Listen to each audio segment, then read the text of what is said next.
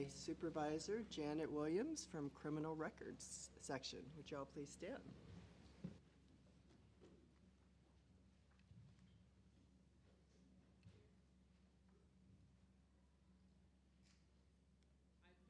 Allegiance to the flag of the United States of America and to the republic for which it stands, one nation, under God, indivisible, with liberty and justice for all.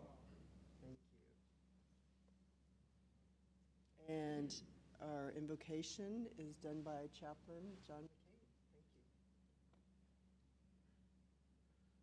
you. Let us pray. Almighty and everlasting God, hear our prayer this day for the dedicated women and men of the Kansas City, Missouri Police Department who have answered the call to serve and protect the people of this great city. Watch over them with your heavenly grace, strengthen them in their trials, give them courage to handle the perils which beset them, and bless them with a sure and certain knowledge of your abiding presence in every circumstance. May your holy angels guard them as they faithfully go about their duties. Now we lift up to you the members of the Board of Police Commissioners, for the weight of the responsibilities they bear is great. Guide and direct them in all their deliberations.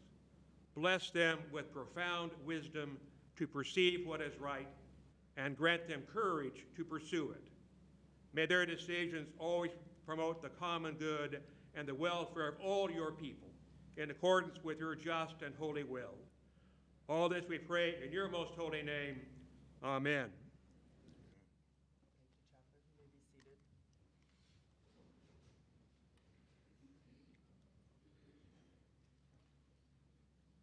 Okay, we have a presentation today by the annual audit, Hood and Associates, CPAs.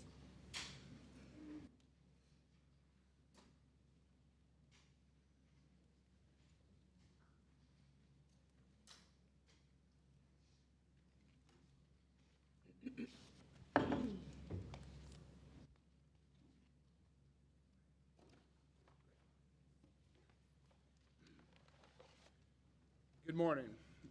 My name is Mark Stair. I'm a senior audit manager at Hood and Associates CPAs. We're here to present the financial and compliance audit for the year ended April 30th, 2024. This audit was performed by our firm in association with Ralph C. Johnson and Company, who performed about 10% of the procedures, and Ralph is over here as well. A little bit about Hood and Associates CPAs. We're a CPA firm that serves Missouri, Kansas, Oklahoma, and Texas. In our most recent peer review, we received a rating of pass, which is the highest rating available for peer reviews.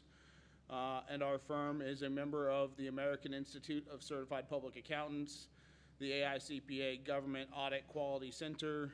We have one member who is a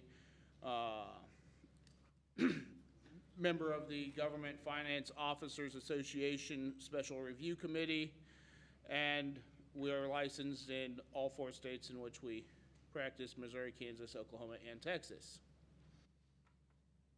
The scope of the audit today was for, as I stated, the period ended April 30th, 2024. That covers both the financial procedures as well as a compliance audit under the Single Audit Act. So for that, the financial audit is covered by your big audit report with the financial statements. The single audit report is in its own separately issued statement. I believe the commissioners got copies of those, I hope. Did. If not, I'm going to tell them what's in it. We also issued a separate letter to the members of management that just cover a few other details of compliance that aren't required to be included in the report.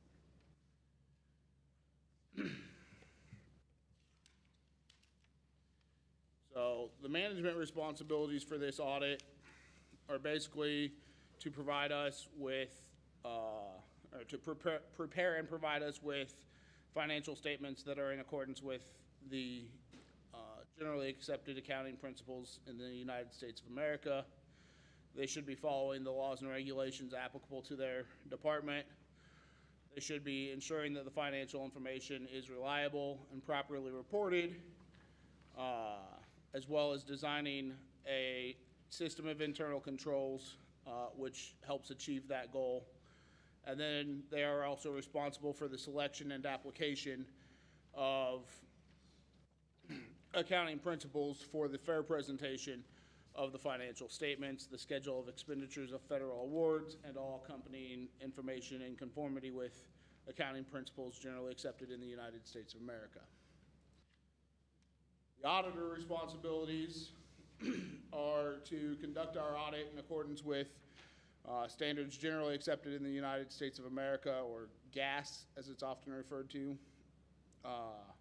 as well as those issued by the Comptroller General of the United States of America and the Uniform Guidance under the Single Audit Act. With this, we plan and perform our audit to obtain reasonable assurance about whether the financial statements are free from material misstatement. This is a reasonable level of assurance. It is not absolute assurance. Our audit is risk-based, which means we do not audit every single transaction.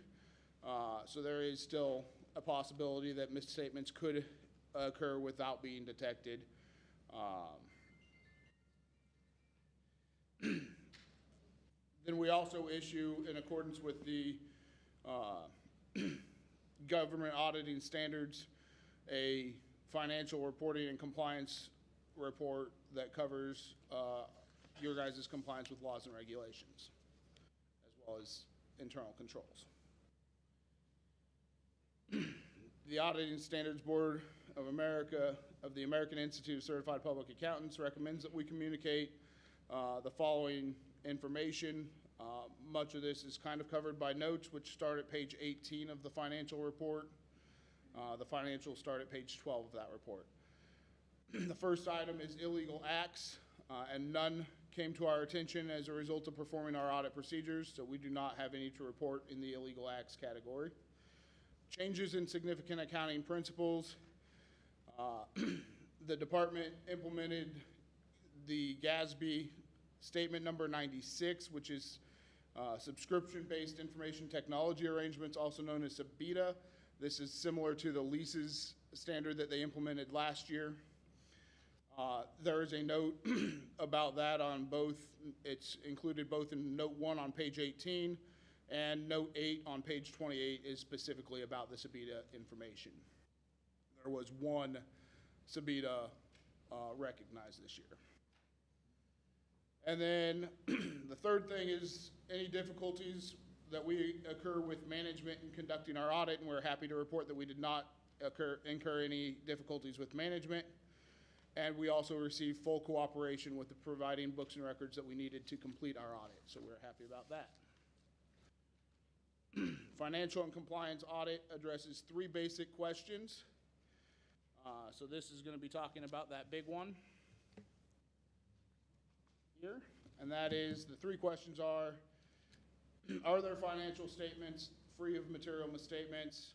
To answer that question, we have issued our opinion that is called an unmodified opinion, also known sometimes as a clean opinion. This is the highest level of assurance opinion that we can issue as far as whether there were or were not material misstatements. Are there internal controls over financial reporting adequately designed for operating effectively? And with that, we also are happy to represent that we did not identify any deficiencies in internal control. Should we have identified any, we would be required to tell you guys what those deficiencies were. And then the final one is, did the Police Department of Kansas City, Missouri comply in all material specs with the finance-related laws and regulations? This is referring mostly to the single audit that we issued, and we did not have any non-compliance noted. We issued a clean opinion on page 3 of the single audit report as well. So that's a positive thing that we're happy to present. We do have in that required communications letter that we provided, we do have some comments in there. The first one is that we need to bring to your attention a corrected misstatement of $1,435,000. This is related to communication equipment that the department is in the process of acquiring.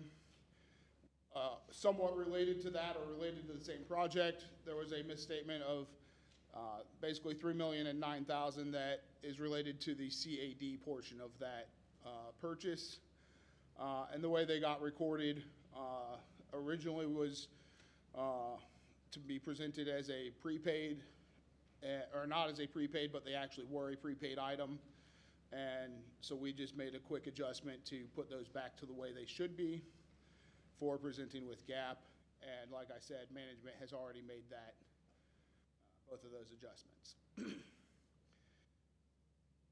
With that, we do have a few items that we discussed in our letter as far as better practices. The first one relates to intergovernmental and contractual agreements. Again, this item was inspired by the misstatements which were corrected, to just review those contracts and have a full understanding of the accounting-related matters, and if need be, reach out to us and we issue some assistance in that matter as well. The second one is to review financial policies and procedures review. This is one that we basically throw in every few years just to kind of remind everybody to keep those up to date as things change and new standards are released. It's always a good idea to go back through and just make sure everything's up to date. And then the third one is another one that we like to cycle through every so often, just related to cybersecurity, to kind of remind everybody to keep that top of mind. Probably don't have to remind this group about that this year, but it is a matter that we're seeing a lot more activity in, so we've been issuing that comment to make sure people take another look at those procedures. The final item in the management letter relates to future accounting policies that are coming out. Next year's report will have standard number 100 and 101. 100 is accounting changes and error corrections, which amends statement number 62. And number 101 relates to compensated absences. We feel that management's already implemented both of these standards for the way they need to be presented when they become effective next year. So we don't expect them to have any effect on the financial statements.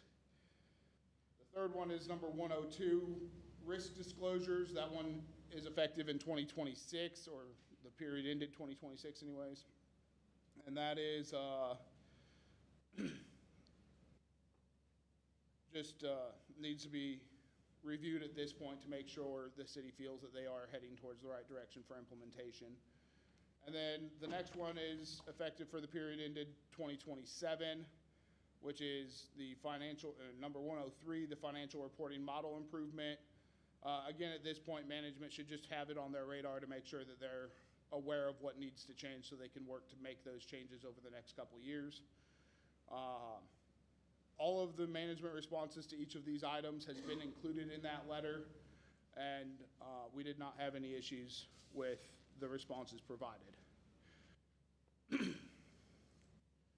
With that, I'd like to express our appreciation to the commission, and specifically to Police Chief Stacy Graves, the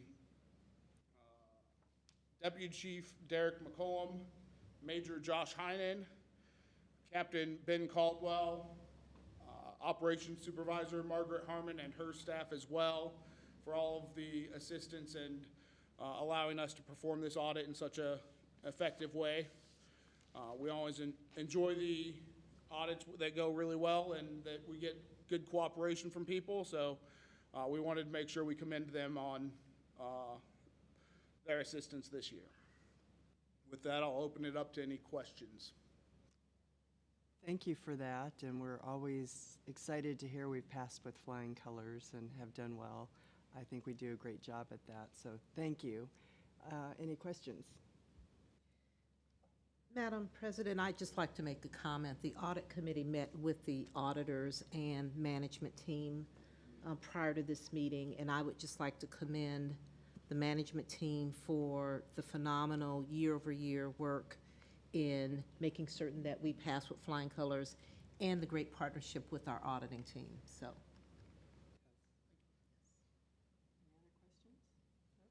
Thank you.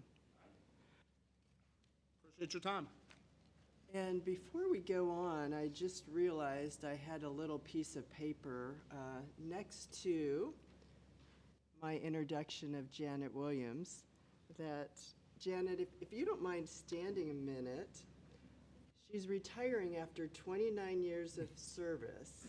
And during her employment, she held assignments in real-time crime units, data entry section, and the criminal records unit. So, Janet, we are really going to miss you. We appreciate you and your time and everything you've done. Let's give her a big round of applause. And wish you luck.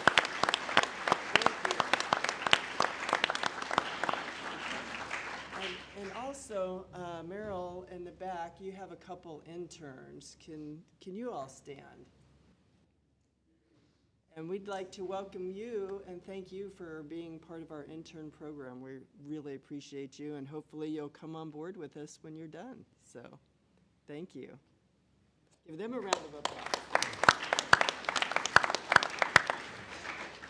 Okay, and now we have the mayor's designee. Would you like to introduce him? Councilman Crispin Rea from the 4th District at Large. He is the chair of our Municipal Detention and Rehabilitation Committee, as well as many other important roles. Thank you, Councilman Rea. Thank you. Thank you, Mr. Mayor. Good morning. Morning. Couple items to update the board on. I believe last time we were here, I had a question from Commissioner Romius, I believe, about CAN centers, and I just wanted to follow up on that. We have 9 CAN centers that partner with the city and KCPD. There's South Kansas City Alliance, Community Action Center, Blue Valley, Northland Neighborhoods, Blue Hills, Ivanhoe, Marlboro Vineyard, and West Side throughout the city. thank you, Councilman. Yes, absolutely. Couple things I want to update on. I'll start off with the jail, or the Detention and Rehabilitation Center. One point of progress that I'm happy to report on is in regards to the potential location for such a facility. Our staff have had productive conversations with our friends over at Jackson County about the potential purchase of some of their surplus property at 40 Highway and I-70, where they are currently building their detention center. This location issue has been one of the questions that the committee has been tasked with answering, and probably the one question that we had shown not as much progress as we had moved forward. And so my hope is that these conversations will produce an agreement by which we are able to purchase their land and resolve one of our underlying issues to get this on the ballot and moving forward. And so those conversations are ongoing. The most recent conversation occurred last week, and both sides are collecting some more information, and we'll be meeting again soon. Legislative action from the City Council. This last week, we took up an item that approved funding for about $1 million, I believe, to support crime analyst positions with the police department. These are important positions that will aid detectives in solving crimes and getting cases referred to the prosecutor's office. And also, as a former prosecutor, I see the value in what they'll be able to provide by way of evidence, and recall situations of, video and other things that prosecutors will ask detectives to go back and do. It happens pretty frequently, and crime analysts will be able to step in and do some of those functions. And so commend Chief Graves for adding these positions to the police department, the mayor for bringing the funding along to support it. I want to give a special shout out to the folks in the wellness unit with the Kansas City Police Department. This last week, my office partnered with those folks to provide breakfast for officers on the overnight squad. And so we were out there beginning at 3:30 a.m. at East Patrol, and Robert Blim and Giuseppe Trombino, who I'm sure you all know and work very hard in that office, cooked a lot of food, bacon, sausage, eggs, biscuits and gravy. And we had about 100 officers come through during that time. You know, the overnight shift is hard, and those folks don't often get a lot of love, and so it was nice to see them come in. We had about 20 officers, I believe, that were dedicated to a DV-related homicide, Operation 100, but from what I understand, we were still able to get out there and get those folks some food. So, you know, the wellness piece is critical in ensuring that we avoid situations of excessive force, and I know that this office works very hard to make sure that the mental health, the financial health, and just the entire field of well-being is supported through these folks that work hard and you know, connect our officers to services. The 4th District, which is Councilman Bunch and I, are hosting our annual Night Out Against Crime event on August 6th at McCoy Park. That's located at 15th and White from 5:30 to 7. I believe there are several of these Night Out Against Crime events going on, as they will be across the country. And they're good opportunities to connect folks with law enforcement and crime prevention specialists and folks that are doing work in the community. Our event is going to include, of course, KCPD, but various vendors from the social service world to provide information about what services are offered. We are going to be giving out police clubs, or I'm sorry, not police clubs, car clubs. Probably shouldn't be giving out police clubs. Car clubs, gun locks. Fire department's going to bring carbon monoxide detectors and smoke detectors. So it's just an opportunity for folks in an underserved area to have access to some of those things. And I believe the last I have on my list is, as far as today's council or this week's council meetings go, we have an item before the council to consolidate 911 system services. I'm sure there will be plenty of debate over that, but it will be heard in committee today. So that's all I have for my update. Thank you. Happy to answer any questions. Any questions?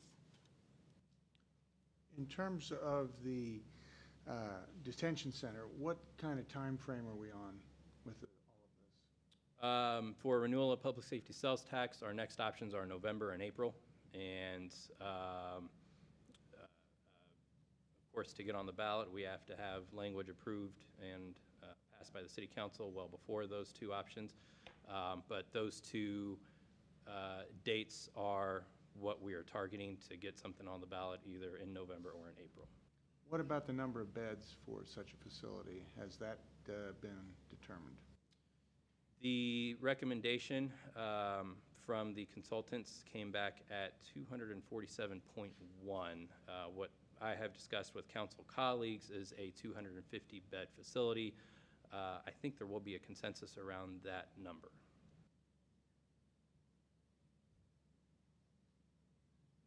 Chief, how does that meet with your requirements? Now I'm trying to remember the number that we discussed previously. I want to say it was it 3? But that was also including a little bit of the rehabilitation part of that. So we Or currently the have, medical side. we currently contract for 105 beds through Johnson and Vernon counties. The 2019 consultant study gave a number of, I believe, 310 detention beds. The same folks came back to update their study because a lot of things had changed since 2019 that would impact the variables that they calculate into their analysis. And this was the updated number they provided. My recommendation then was the 2019 numbers for that survey, because I think we've talked about this in previous meetings. When you talk about the arrest behaviors and whatnot, post-2020, I think, like the pandemic kind of cut down on those numbers, kind of skewed those. But I think even that year may have been taken out at one point to look at a more accurate picture. But, and I think staffing was included in that too. But that was, my recommendation was to go with the 2019. But I know that the 250 is more than what was previously mentioned in previous meetings too. So I don't know if we're meeting in the middle or. Well, no, You're we're going, following. I know, you're following the evidence. We're following recommendations. what Yes. the folks who do this stuff Yes. around the country tell us. And a couple other things I think are important to note is, we asked these statisticians to take a number of other recommendations about alternatives to incarcerating folks and quantify those recommendations into a number, if they could be quantified. If they couldn't, then maybe those are recommendations we wouldn't look at. But an example of this is the pre-arrest diversion program, where we will have folks from the health department respond to certain non-emergency type calls. Their quantification of that program, I believe, was around an 18% reduction in a need for beds if the program is effective. The estimate that we received of 247 beds takes into account a KCPD staffing rate and a KCPD arrest rate of 2015. Because one of the challenges we had was assessing a number at a point in time right now and basing years worth of future projections on this number, but knowing that in that same year we had approved funding for additional officers that would close the gap. We've been down 300 officers. We hope to have 150 more hired. Although staffing can be a very fluid situation, that seemed to be a pretty substantial increase that we should take into account with the analysis.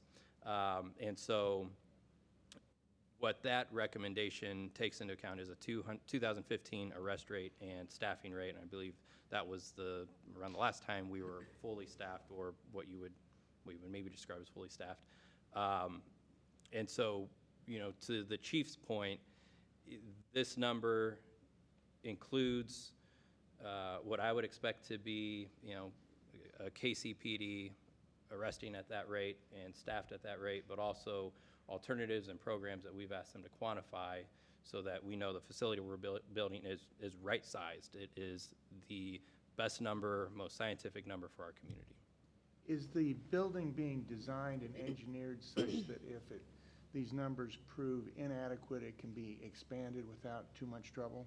That would certainly be my goal, and for that reason, but also separate because one thing I saw as a prosecutor was how difficult it was to manage the current Jackson County facility through a pandemic. It was not suited to quarantine entire pods of folks or isolate certain groups of folks.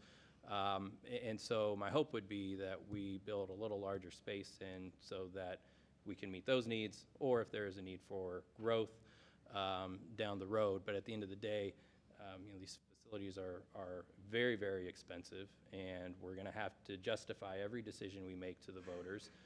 And folks are going to hold us to a very high standard in how much money we're putting into this facility, as they should. And so, the balancing factor is going to be how much it costs to build this thing. Do you have a preliminary estimate at this time or not on the cost? So we're working with J.E. Dunn to update that estimate. We've received some preliminary information, but our staff are working with their folks to go back and make some tweaks. So I'm hesitant to share a number right now because I don't think it is the accurate number that we will ultimately put forward to voters.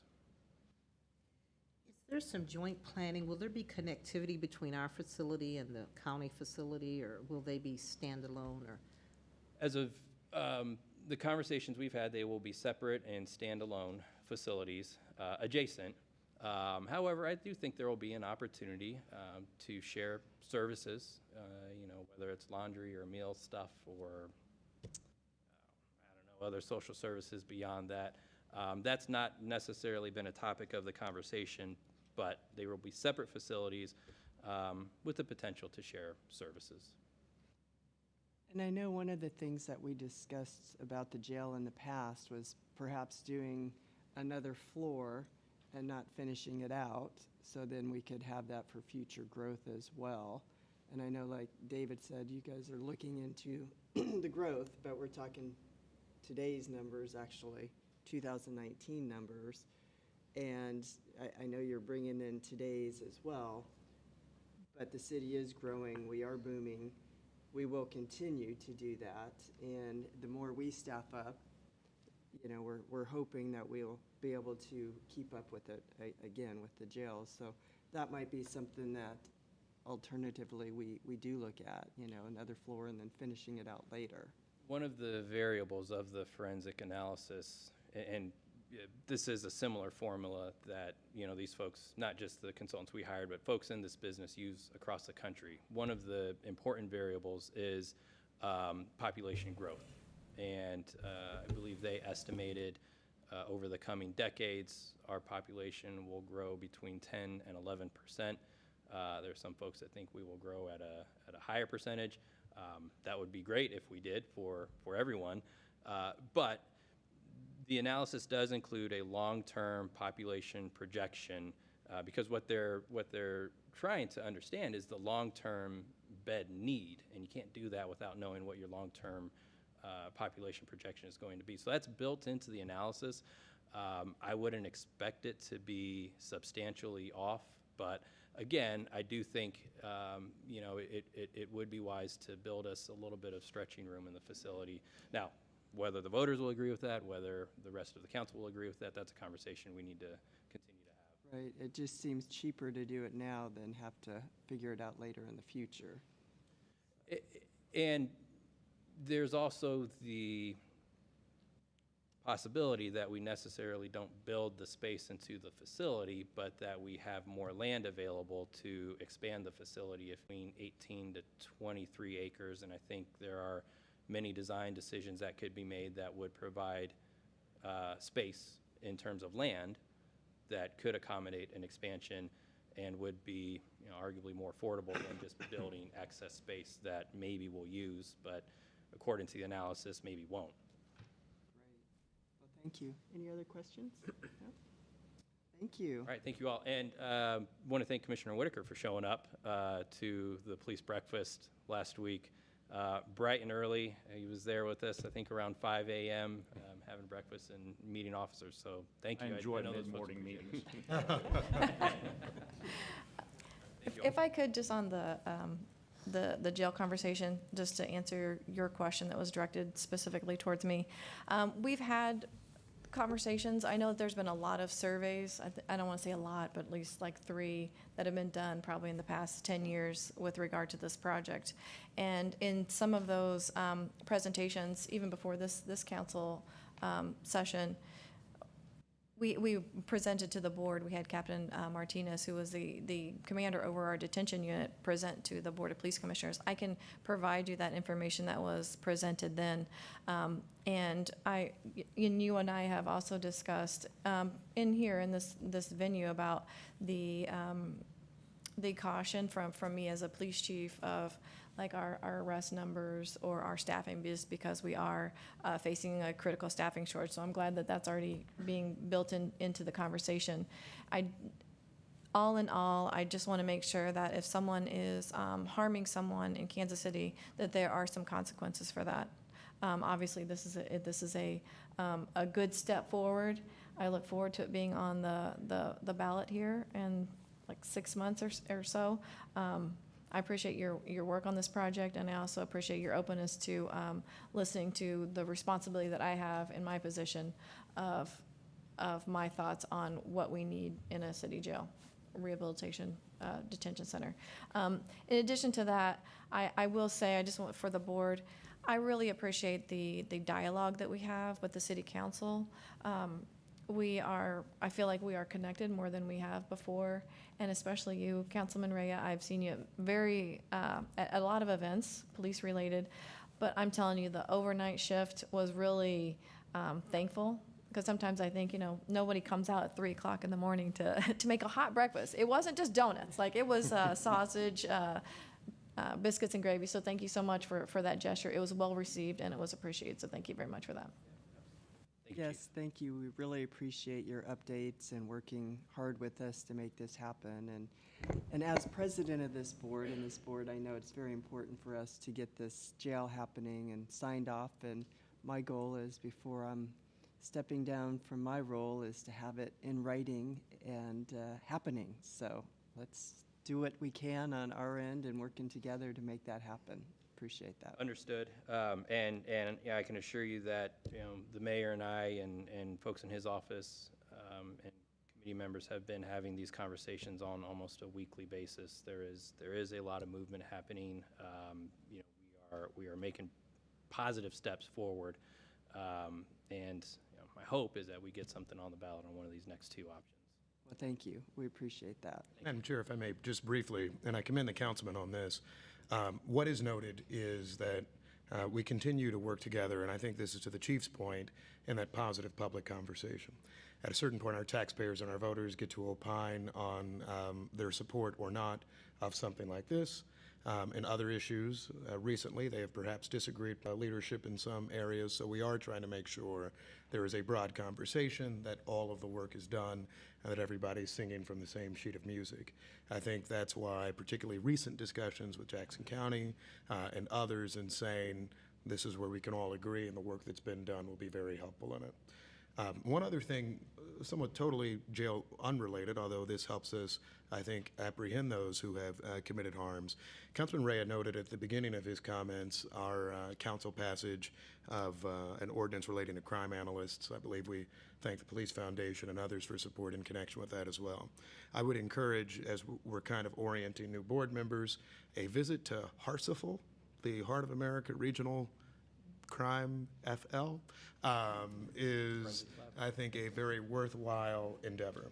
I think I was last there maybe 2 years ago with leadership from this department and others. The amount of work that we're doing in solving crimes, Councilman Rea knows it better than me as a prosecutor, is nothing short of exceptional. And so those investments will continue to be important. I really do encourage all of us to get a chance to see again the important work that's being done, and sometimes with not that many people. So every additional person and tool we have is truly worthwhile. So I thank you all for pursuing that type of support, the foundation for the support, and we were glad to make sure we could pass that. So thank you for raising that, Councilman. Yes, thank you. And it has been brought to my attention that Pat Clark is here with his Enjoy program interns, and we have 16 of them back there. Will you all stand up? And we would like to welcome you, and thank you for being here. And Pat, thank you for your leadership with these kids, and I know the program is all about teaching them leadership and civil responsibilities, so we appreciate that, and thank you guys for being part of that. That's very important. You guys are our future leaders, so thank you all. And now we're going to have general discussion with our chief. I was going to introduce Pat and our friends here. I just recently saw Pat and his group here at a KC 360 meeting, and just the level of engagement, the group of kiddos that you've brought together, even from different places in Kansas City, making sure that they are part of being, I don't want to say exposed, but like have that experience with different types of community programming, what we're doing in Kansas City, and also just preparing them for leadership. They are the future of Kansas City. So I really appreciate him coming in here today. So last week, I presented at the Kansas City Chamber State of Public Safety in Kansas City. So thank you to those of you who were able to make that. I informed on all of the challenges, the strategies, the efforts, the collaboration the Kansas City, Missouri Police Department is making our city safer. I spoke on many topics, from recruiting and retention, violent crime, and preparing for large-scale events. So I just want to kind of touch on that large-scale events just briefly. We have a lot of conversation in and around FIFA, the soccer match that happened in Miami. You just look at these large-scale events right now. The Kansas City, Missouri Police Department is well-versed in securing large events. We look at these events years in advance. We discussed not too long ago that in preparation for the NFL draft, that was 5 years of preparation leading up to that event. We participate in mock critical incidents, tabletop exercises, site visits, operational plans. We learn from past events locally, nationally, and internationally. And this past year, I mentioned at the event that we appointed Captain Abigail Martinez as a special events and projects coordinator to ensure these events get in all the attention that they need. And just weeks ago, we sent her to Germany in preparation for FIFA 2026. We have successfully this summer hosted 2 Copa games at Arrowhead. And this was also part of that conversation. We're even studying the international soccer football fan base and their behaviors, and just to make sure that we realize how big of an event this is. This is an international event with, it's not Chiefs fans. It is, it's a different base. And our team is also preparing for a FIFA 2026 update at next month's board meeting. KCPD is also invited to assist in the Republican National Convention, where we sent a contingency of officers to assist in securing the event. We not only learned from the experience, but we also participated in keeping our country safe. I just wanted to say how invested that the people of this police department are in making sure that Kansas City's safe, and that we get a wide variety of experiences and make sure that we are well prepared for whatever event comes to Kansas City. Last week, the Kansas City, Missouri Police Department had visitors from PERF, Police Executive Research Forum, to observe and take an outside look at our efforts to reduce violent crime. I received an email after their visit. I want to share that with you. We are grateful for your agency-wide hospitality during our visit to Kansas City. As chief, your direct engagement in the city's crime reduction-related meetings, it's a team effort, by the way, speaks volumes about your commitment to the issue. I also want to note Captain Boffman's support was invaluable in ensuring the success of our trip. Despite short notice, he efficiently coordinated all aspects of our visit and ensured we saw the most relevant meetings and met with significant stakeholders. We found every member of your office exceptionally professional and helpful, and the barbecue didn't hurt. And then she goes on to say, Kansas City is doing so many great things. We're excited about the prospect of providing recommendations for improving your already impressive violence reduction efforts and look forward to future collaborations. So when I put in for chief, I wanted to make sure that we bring outside people to come in and look at what we're doing also. Not only am I going out and meeting with major city chiefs and seeing what people are doing nationally, what works, what doesn't work, but also bringing folks in to give us a fresh look at what we're doing and how we could further improve. And I'm sure they'll come back with recommendations on some of the things that we may be able to do. While Captain Boffman's name was mentioned in this email, it should be noted Captain Boffman was selected for induction into the Evidence-Based Hall of Fame. Oh. This impressive accomplishment reflects several significant achievements and hard-earned marks of distinction. Specifically, inductees not only facilitate scientific studies of police practices, but also exhibit extensive leadership, consistency, and support incorporating evidence-based policing practices. Captain Boffman's nomination was submitted by Joel Kaplan of Rutgers University and was deliberated by a distinguished committee that includes Hall of Fame members. This induction ceremony took place on Thursday, June the 20th, 2024 at George Mason University's Arlington campus. Captain Boffman's work on restraint modeling, where he has presented in Dallas, Texas, in Sweden, even in parts of the UK. He's internationally known. His work on the KCPD crime plan, a co-author of a book in policing, his coordination of teams, which is our version of ComStat.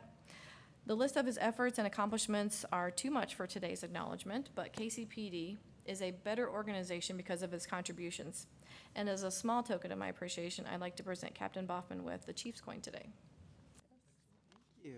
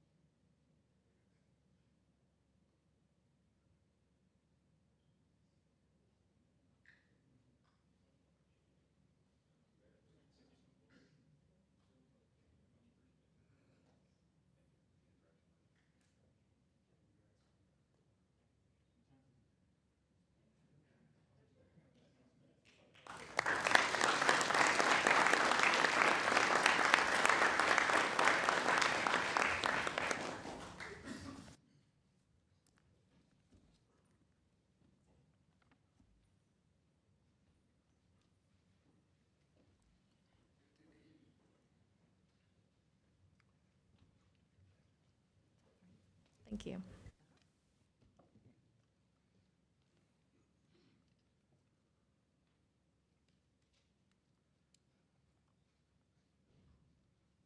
Madam Chair, Chief, are you available for just a few questions?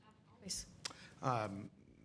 And one, I want to ask now, unfortunately, the August meeting coincides with another party convention I may be at, and so I'll try to hop on virtually. But a question that I might have on large event planning, something I think that we've done well lately, and I commend Deputy Chief McCollum and yourself on how we can try to include in our budget expectations costs relating to events that may come up.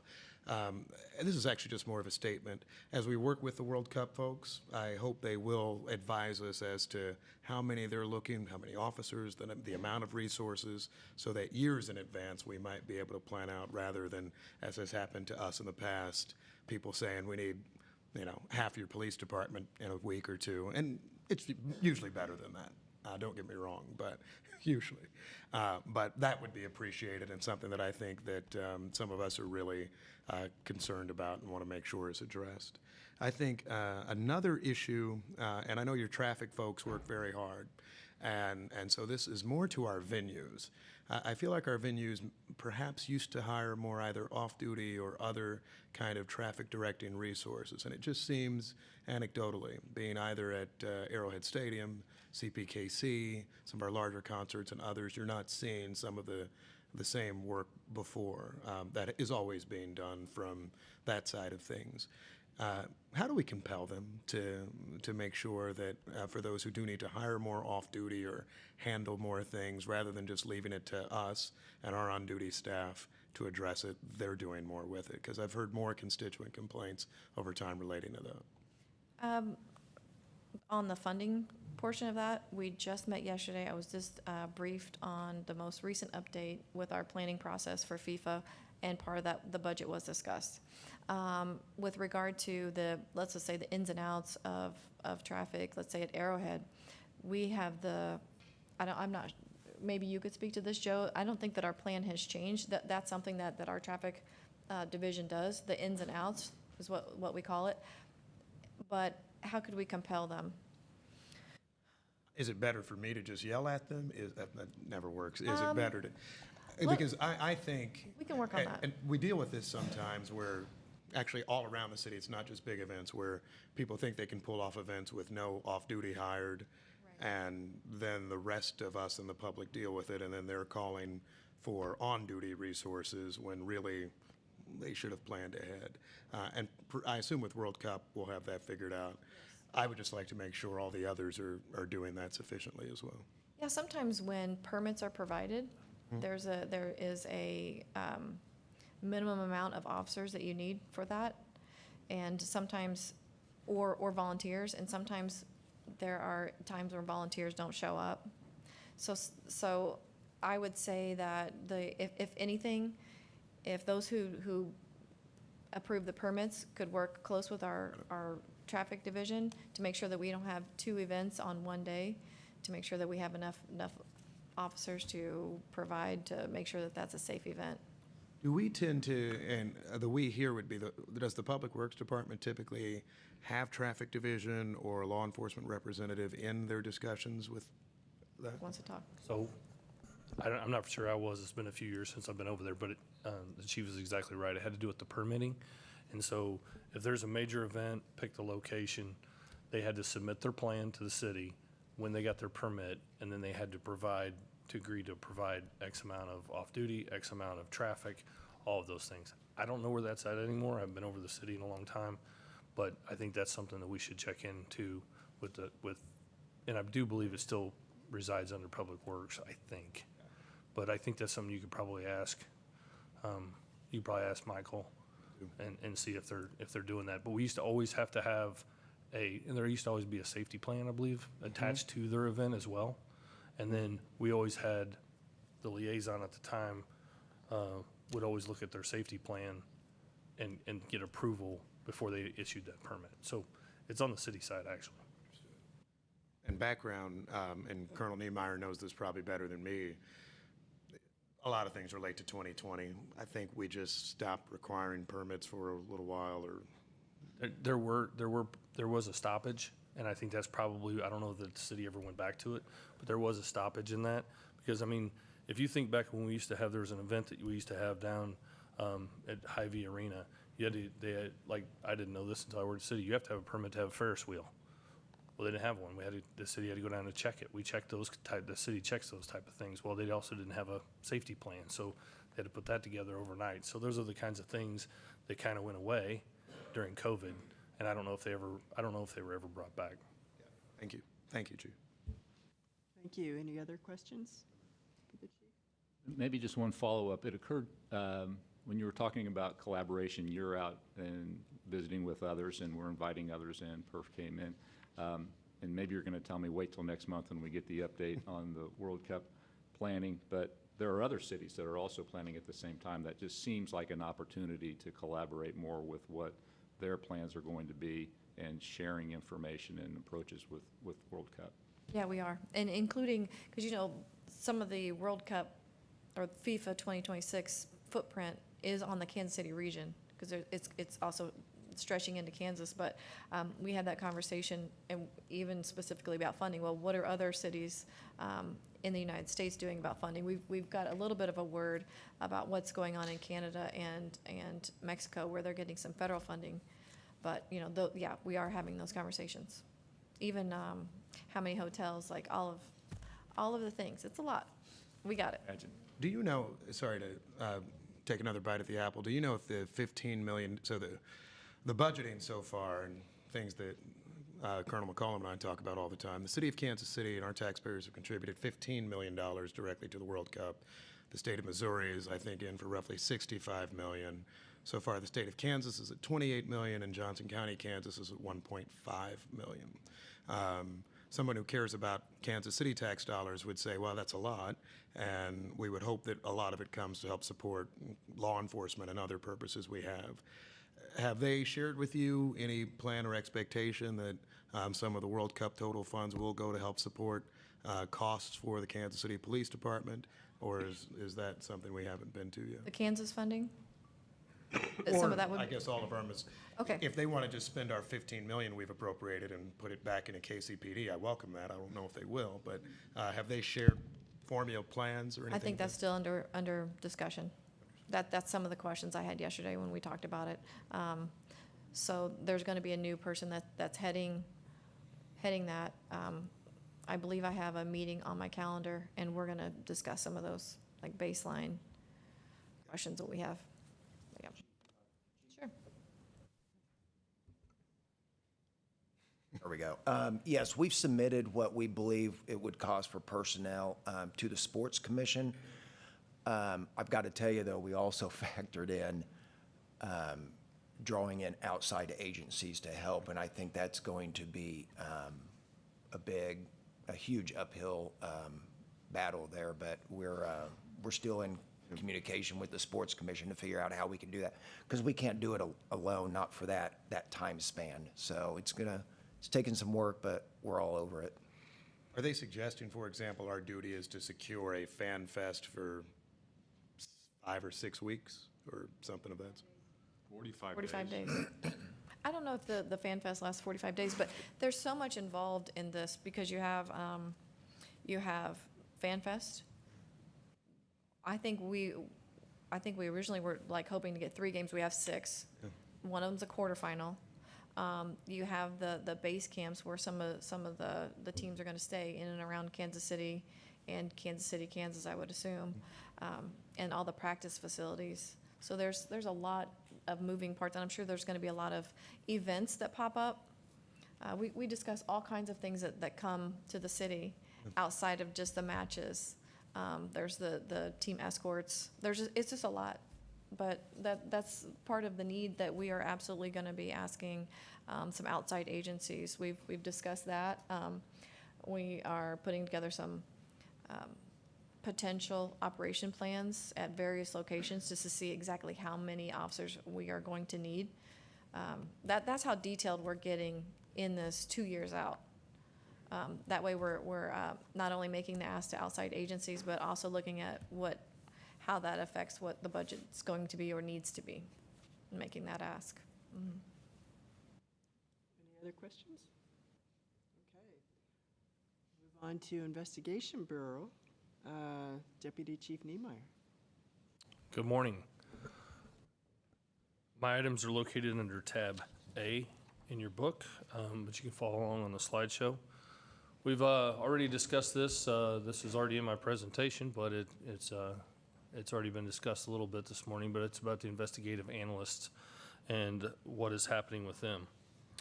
The department is currently moving forward with the investigative analyst project, and I would really like to thank the Police Foundation for their generous grant that was given to make this happen. I'm not for sure if Ty is here today, if he's in the back somewhere, but if he is, thank you for helping us push this forwards. The ordinance to transfer the money for the grant was passed through the city a couple weeks ago, and I'd like to thank the mayor, even though I want to make sure he knows that I appreciate him helping us get that passed through. If you take a look at this slide on your screen, you can see the new configuration for our analyst organizational chart. We will have 4 crime analysts specifically assigned to our homicide unit. That's analysts A, B, C, and D on the slide. We will then fill the analyst positions for the assault squad, the robbery unit, special victims unit, and the missing person unit. That's analyst E, F, G, and H. We have currently filled most of these positions already. We will hire the remaining positions off of an eligibility list that we have already conducted and have in place. So again, a big thank you to the Police Foundation, a thank you to the mayor for sponsoring that ordinance to get that through last week. To give you a little bit of insight on how these analysts will work, A, B, C, and D right now are already embedded with each one of those. So each one of those sergeants basically has another employee, and if the 990 squad gets called out, their analyst gets called out. So they're with them the entire time they're working. And we are already seeing the results from this. What we hope to see is the same. I talked about last month a robbery group that was going on, the crime analyst that was in the robbery unit. I think I took a few of you back there to see that, how important their analysts are to them. So this will be a huge step forward, so every squad has their analyst. And with that, I think before the end, I think I should probably take questions on this if anybody has a question about the analyst, because it's been an up-and-coming project.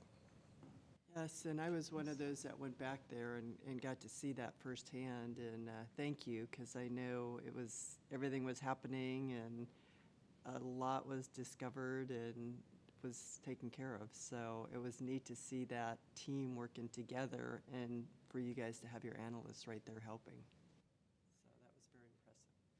Any questions? Yes, Deputy Chief, so the analysts, are these internal hires, external hires? Are we finding that we've got the skill set already within the organization, or are we having to pull people from other agencies? So the analysts that are going to the homicide unit are folks that we had here. So some already worked with the homicide units. So those are mostly internal candidates that have the ability to do knowledge to do things that other analysts may not, training, expertise in certain areas. Many of the analysts that you see, they'll be going to the other violent crimes areas, the assault squad, missing persons, special victims, robbery. They are going to be some of the analysts that we have at our division stations that start out at a patrol division station. We are moving those folks into now what would be a violent crimes position. And then we will backfill a couple of our division stations with new analysts that we hire onto the department. Thank you. I would just think it requires some special skills to be an analyst, and didn't know if we were, how can I say this, training people within the force, or if we were getting great talent from other agencies, or how was that? We have a little bit of both. Okay. To answer the question, we have just a little bit of both. But most of them have come from internal and have worked their way up, just like a officer becomes a detective or goes to a specialized unit and becomes a sergeant. And that's the long-term goal here.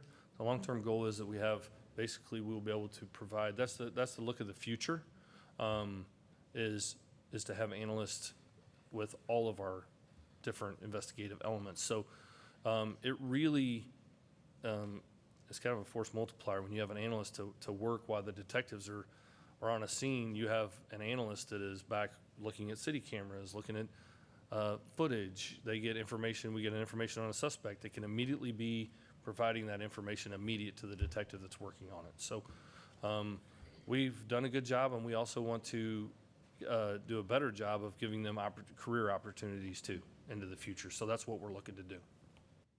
You may have said this, I'm sorry, Don.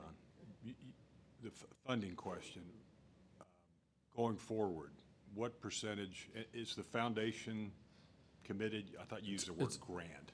It's a grant that goes to the city. The foundation's money goes to the city, then the city provides the money to the department. That's how that works. That's why we had to do an ordinance over at the city. They accept the money from the foundation. The foundation then, that goes into the police, and then it's transferred to us. So right now it's a 3-year commitment on that. Okay, that was my question. How many? Yes. Isn't that, he's not there. I believe it's a 3-year commitment. Yes. Yeah. I may have asked this, so you'll refresh my recollection. I understand they're assigned to a squad, they stay with that squad or that unit. Do the analysts ever come together as a group just to share best practices and lessons learned? Yes, and that was a question of whether the analysts were going to actually, they're assigned to the squad, but they have their own command staff as well. Sergeant, we put just in the last few months when we decided we were going to go forward with this project, we put a sergeant in charge of all the analysts. They have Captain Legg is in charge of that. That way we have a central spot to make sure that everybody's getting the proper training. Everybody's on the same page. Everybody goes and has the same qualification. If you're going to be analyst A through D there, you're going to have the same qualifications. If you're analyst at a division station, you have the same qualifications, things of that nature. So they have their own command staff to keep track of all this, and they do come together to have meetings so that everybody can share information. And the nice thing about the way we're doing, or the way that they designed this, because I'll be honest, I didn't design this, their command staff did, is if we have an analyst that's out, one of those other analysts can come in and provide the same quality of work that another analyst is. We also have plans in the works of bringing them all together for analyst training, bringing in outside speakers. Probably maybe August, September. Good. Our next slide is our blue sheet. In 2024, we've had 85 homicides. Of those 24 homicides, we've cleared 39 of the homicides, 16 homicides from the previous years for a total of 55 cases, which is a 65% clearance rate for 2024. A breakdown of the homicides, and don't forget we're reporting on June, even though we're at the end of July, we're reporting on June. We had 6 homicides in Center Zone, 6 homicides in Metro, 4 in East, 0 in North, 1 in South, and 0 in Shoal Creek. As far as July goes, we have had 10 homicides to this point. And, well, I think I told everybody, I think we're actually working a homicide now, so we've had 11 homicides as of July, as of this exact moment.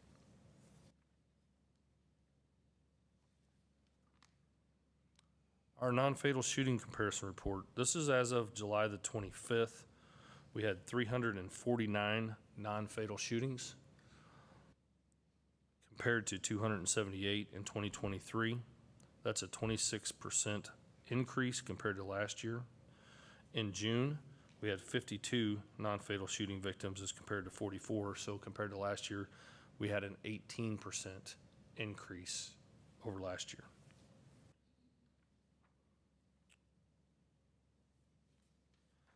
Cases submitted to prosecutors, we had 342 total cases submitted to prosecutors. 281 were submitted to Jackson County, 45 to Clay, 16 to Platte, and 0 to Cass County. And something that occurred last month that I said I would talk about, because it actually happened in June, was our soft interview room.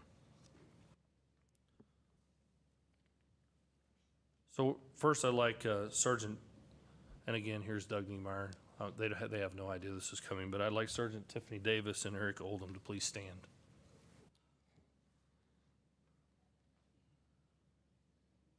They were absolutely instrumental in pushing this project from beginning to end. They worked with Project Beloved to create a soft interview room for victims within our special victims unit, could be interviewed by detectives.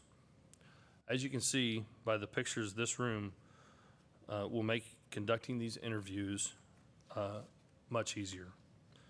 The Kansas City Police Department really needs to thank Project Beloved, the Kansas City Police Foundation, who is another, once again, the Police Foundation was a huge assist in funding as well.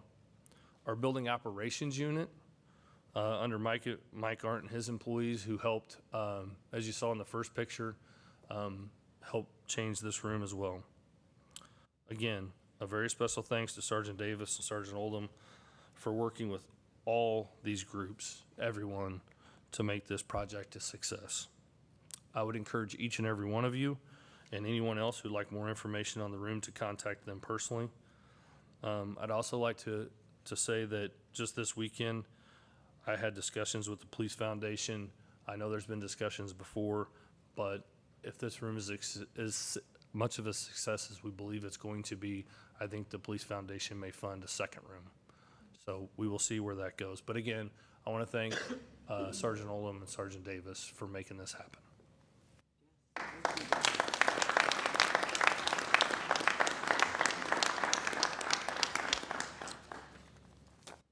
And lastly, before I take your questions, I'd like to give an update on some of our property crimes. This was a significant event. We had two significant events in our property crimes unit. Much of this was on the news. It was in our media that we posted. They served a couple search warrants back-to-back days. The first search warrant, this is Metro Property Crimes. They arrested 8 people. They towed 34 vehicles from the location. They recovered 3 firearms, a stolen golf cart, a U-Haul that had been stolen and had an individual's, folks were traveling across the country and they spent the night here. They got their U-Haul stolen and all their personal belongings stolen. We recovered all of that. $10,000 worth of stolen medical equipment was recovered. There was a report, these were from Raytown. There were 10 high-end stolen BMX bicycles that were stolen out of Raytown from a non-for-profit company. All of those were recovered. Boxes of stolen license plates. And we had the assistance of the city to come in and help us clean that up as well. We had the Highway Patrol help us with that. And like I said, multiple city workers. And also somebody that kind of needs to be commended on that was our dispatchers. Whenever you say you're going to tow 34 vehicles, there's somebody that has to take care of that, and that was our communications unit. So our communication unit, if you're listening, thank you. We really appreciate what happened on the backside of that. On the very next day, another search warrant was done. 8 stolen vehicles were recovered at that location, one of which was a vintage 1966 Chevy Caprice. We recovered 3 firearms, drugs, and an arrest was made for that. So those are the kinds of things we hear about property crimes, that whenever you go to 2 different locations in 2 days and you recover that much, that's a long-term investigation that was going on, and I want to commend those detectives for a good job on that. So with that, I would be happy to answer any questions. Well, we had a conversation prior to the start of our meeting. I'd like to maybe finish up on that as relates to just the numbers. I'm trying to understand, being kind of the new person up here, our homicides are down, which sort of tracks national trends at roughly 25%. But the number of non-fatal or bullet to skin is up equally 25%. Is that consistent around the country too? It just seems, I'm trying to, because the intent when somebody pulls a gun out is to, in most cases, kill you. Correct. So, and I appreciate the question, and there's a couple things, and I had a little chance to think about it too. And I went back and looked. If you look at the report that's in your board book about non-fatal shooting comparisons, and I go back to February when we had the parade shooting. So if you look at February, we trended at about 35 a month. Well, with the parade, and we also had we had a shooting at Crown Center with multiple victims. We were at 80% increase in February, and I said then, and I'll say it today, we're probably going to trend high all year, because that month we were up over, we were plus 35 in 1 month, right there. And then we've also had 2 additional shootings where we've had multiple victims, meaning 6 or more. So those large shootings are causing our numbers to be extremely high when it comes to non-fatals. So, and there's a, you know, it would be an opinion of why we don't have as many fatal shootings as non-fatal, but those major events where a large number is what I would attribute it to. Okay. And oddly, last year, we were at a record number of homicides, but we were slightly below on non-fatal shootings, Last year. right? And you know, that's part of some of our crime plan, is making sure that we are focused on those who are the violent crime drivers. And there's several strategies in place, but specifically Focus Deterrence is focused on those who are involved in gun violence in a lot of the age groups that we're seeing in some of these non-fatal shooting numbers. Those are the folks that are causing harm in our city that we are actively focused on.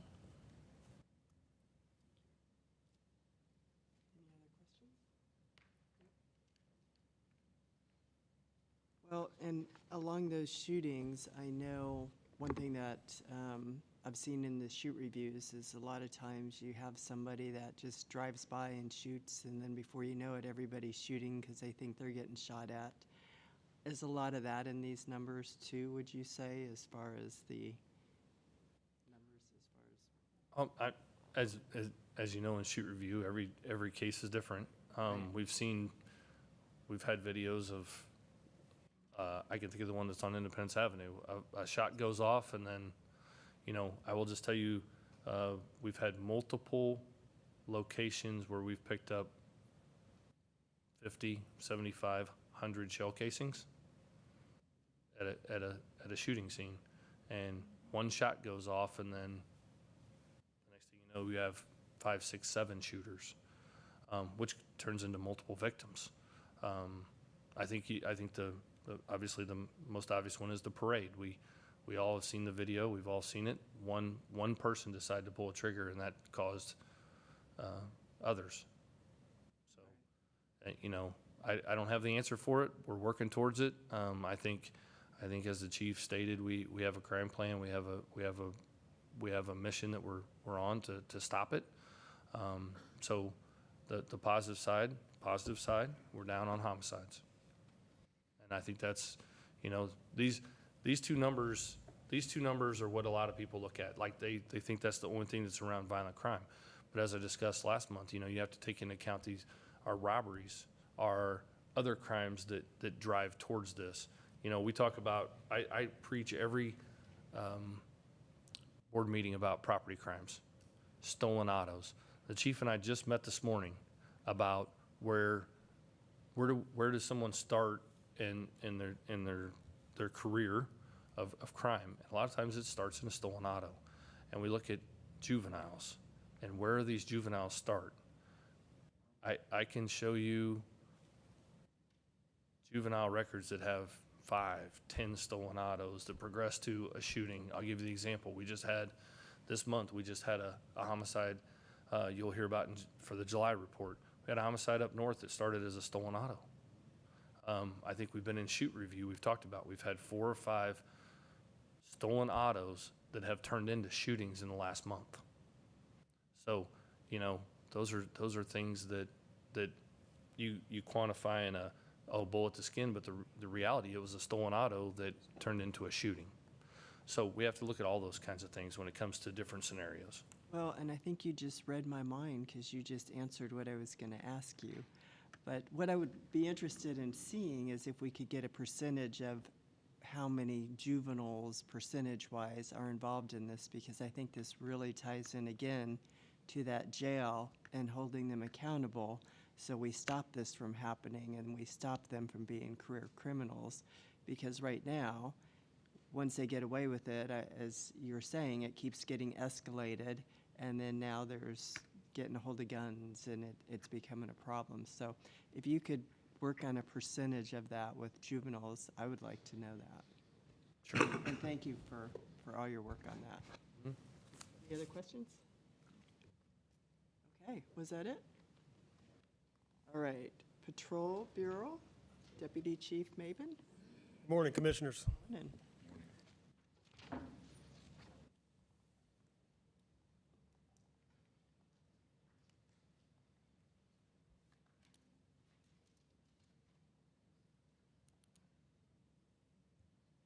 My presentation will begin with Patrol Bureau notable events. Next, I'll cover the median response time report, and then I will conclude with a traffic report summary. June was an extremely busy month for Patrol Bureau and the department as a whole. There were several large-scale events in Kansas City, beginning with the annual Pride Parade. Our traffic, special operations, Law Enforcement Resource Center, and district officers all worked together to provide traffic patrol for the parade route and to provide security for the event.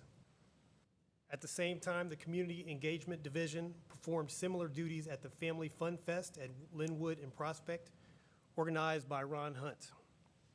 Both events went off without incident. Also, Kansas City hosted the 92nd annual meeting of the U.S. Conference of Mayors, June 19 to 23. Hundreds of mayors and their staff from all across the country attended the event. KCPD provided security for the conference and several related events. I would also like to take a moment to recognize all of our partners who assisted with these events, and especially the Jackson County Sheriff's Office and the FBI. It was truly a team effort. Moving on to the Police Athletic League. PAL had a total of 1,602 visits for the month of June. The daily average number of visits was 81. They also had 47 new enrollments. PAL hosted their second annual KC Sports Experience in partnership with the Special Olympics of Missouri. Approximately 30 PAL kids received fundamental instruction in soccer, flag football, pickleball, and for the first time, volleyball and boxing. And speaking of boxing, we had a PAL athlete who had a fight in Paola, Kansas, and this athlete secured his third win in decisive fashion, going to a record of 3-0. We're very impressed with our PAL Boxing Club. On June 4th, our Youth Services Officers and Arts Tech officially kicked off this year's Teens in Transition program. Teens in Transition is a 10-week program for a select group of youth identified by KCPD school resource officers as engaging in or being at risk for exposure to violent criminal behavior. The youth earn a stipend for participating in the program, which focuses on teaching life skills, team building, communication, addiction prevention, anger management, and conflict resolution skills. Our Community Action Network officers helped to organize a Spanish language Citizens Police Academy in partnership with the Mattie Rhodes Center at 148 North Topping. The academy was held one day a week over the course of 4 weeks. The program provided an overview of the police department and offered the opportunity for participants to have frank discussions with police officers from various units. The program was very well received, with 25 to 30% participants for each class. Moving on to our Special Operations Division. The tactical response teams handled 2 Operation 100s and executed 7 search warrants during the reporting period. They also conducted 7 active shooter presentations to local businesses. K-9 section responded to 90 calls for service. During one of these calls, K-9 Pepper had an apprehension after a pursuit of an armed carjacking suspect and on another call, K-9 Rocco located a firearm that was used in an assault. And the K-9 section, along with the bomb and arson unit, also conducted several bomb sweeps for the U.S. Conference of Mayors. Our helicopter section flew 112 hours and responded to 101 calls for service during the reporting period. They also conducted 27 surveillance missions to support investigative elements, and they provided overwatch for several large public events. Moving to response times. The median response time during the month of June for priority 1 calls was 8 minutes and 38 seconds. This is about a 2-second increase compared to May. The median response time for priority 2 calls was approximately 11 minutes and 13 seconds, which is an 11-second increase compared to May.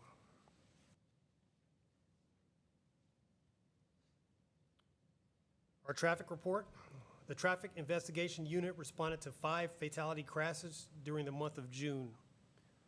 2 of those fatalities have been cleared and were charged in custody.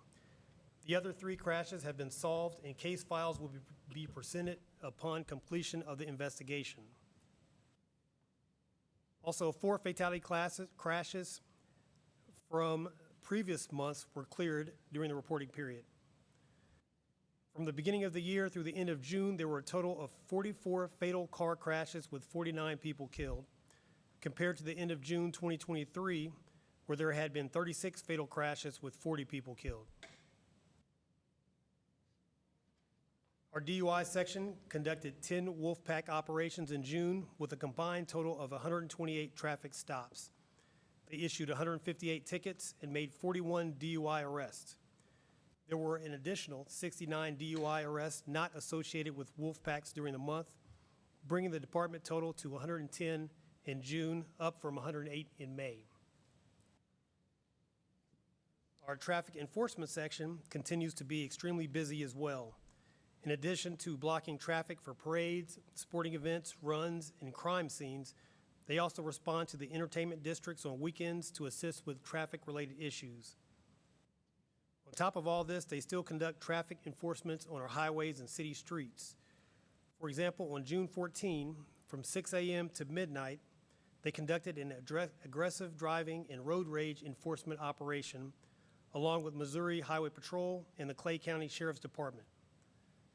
This project targeted highways and intersections with a high number of violations and accidents commonly occur. Operation resulted in 480 vehicles stopped, 417 citations issued. And just last week, traffic enforcement squads conducted speed enforcement operations at 470 in Raytown, 35th and 71 Highway, and I-29 in Waukomis. In total, they stopped 135 cars, wrote 129 speeding tickets, and issued 6 warnings. That concludes the traffic report and my report. However, I'm available for any questions. Thank you. Any questions? If we could go back to that first slide with Alex Saragusa.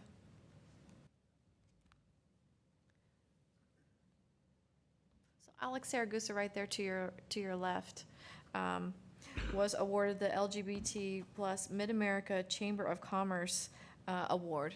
He was chosen as a 2024, I'm looking at his award right now, 2024 Government Official of the Year.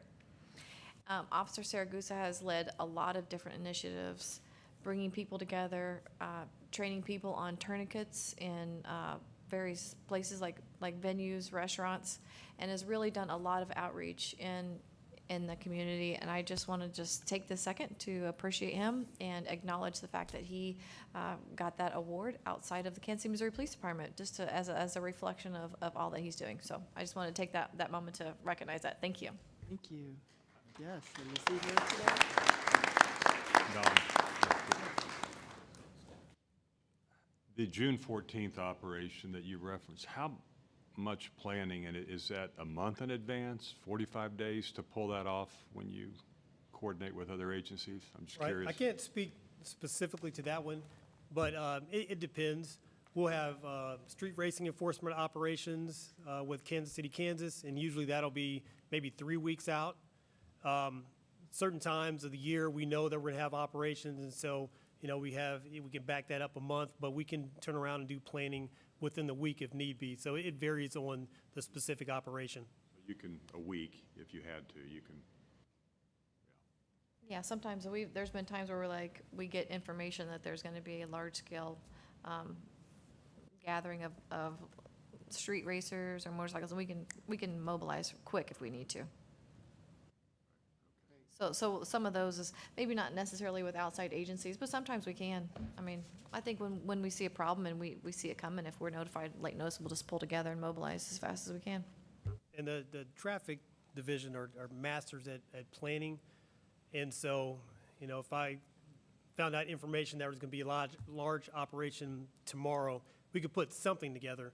But for the ones with, you know, outside agencies or multiple moving parts, then a little bit of extra lead time is appropriate. But we do have a response for any scale.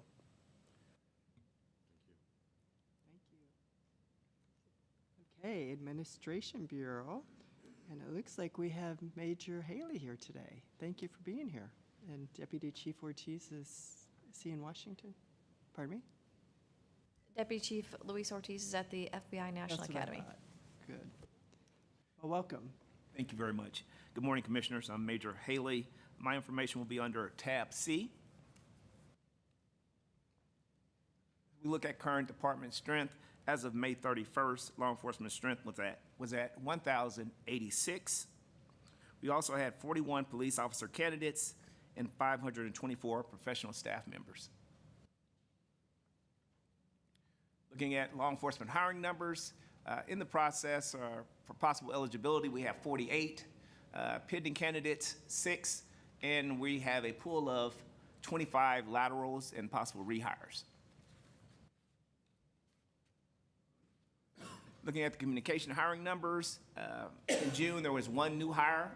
Members in the process, there were 12. Pending job offers, we had 2 out.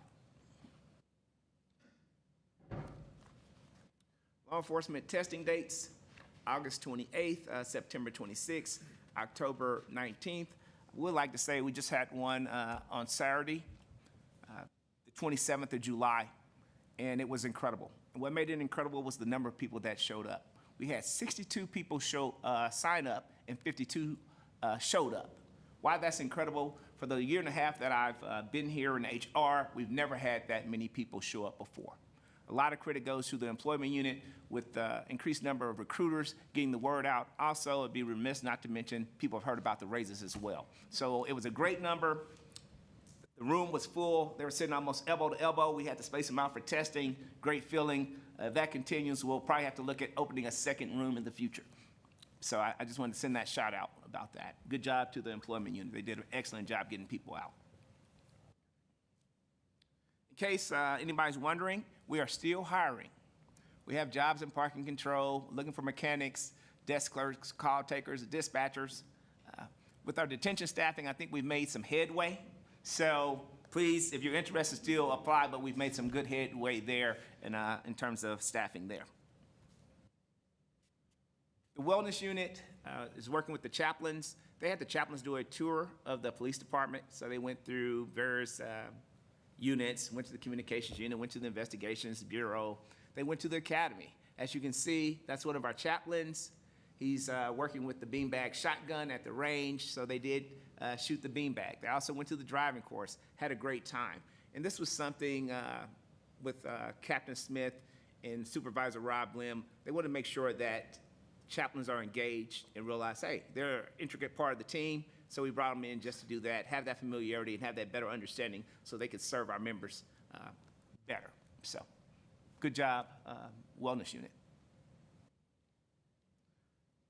These are some of the recruitment events that we've been to since June. I will say that tonight, July 30th, we'll be at T-Mobile Center Futures Concert. August 6th, we'll be at Fort Leavenworth for the Career Fair, and August 9th, T-Mobile Center Blink 182. I believe that's some kind of band. I'm kind of old, so I'm not sure. It's an old man. Okay, I didn't know that. That concludes my presentation, unless you have any questions for me. Any questions? do. Can you go back just for me? You mentioned in the communications, 2 offers out, but 12 in the pipeline. Yes. Help me understand, is that background check? Is that an application process? What's the distinction there? So the 12 members that are in the process are in various stages of the hiring process, whether it be in background, whether it be in polygraph, whether it's waiting to be interviewed. When we look at the pending job offers, they've been offered a job. We're just waiting for their response, whether they accept or to coordinate that. So the 12 are applicants. They've shown interest and we're, Moving in Moving through the through. hiring process. that helps. Thanks. Yes, thank you. Any other questions? I have a question. Those are great numbers. Your excitement extends to me. I'm like, wow, sounds like a great event.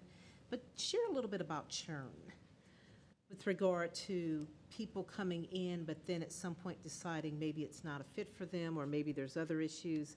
How do we look as a force on kind of that percentage of, is it 2%, 1%, as far as they've trained, they've come in, but then something's occurred and they've, quite honestly, left the force? I mean, how do we? Are we talking about law enforcement? Or are we talking about communications unit? Or We're talking about, and whatever you'd like to share, but law enforcement, yes. How does that look? so with law enforcement, it's quite interesting. Some people will quit in the first week, believe it or not. We've never figured that out. It's just happened for years and years and years. And when we talk to people, when we do exit evaluations, some people say, hey, I was probably doing it for the wrong reason. Parental pressure, I want to follow in someone's footsteps. I thought it was for me, but I've been having these feelings and I've been thinking about it, and so some may back out. Also, we have a very challenging training. It's a lot to learn. You're talking about 6 months, thousands of hours of study.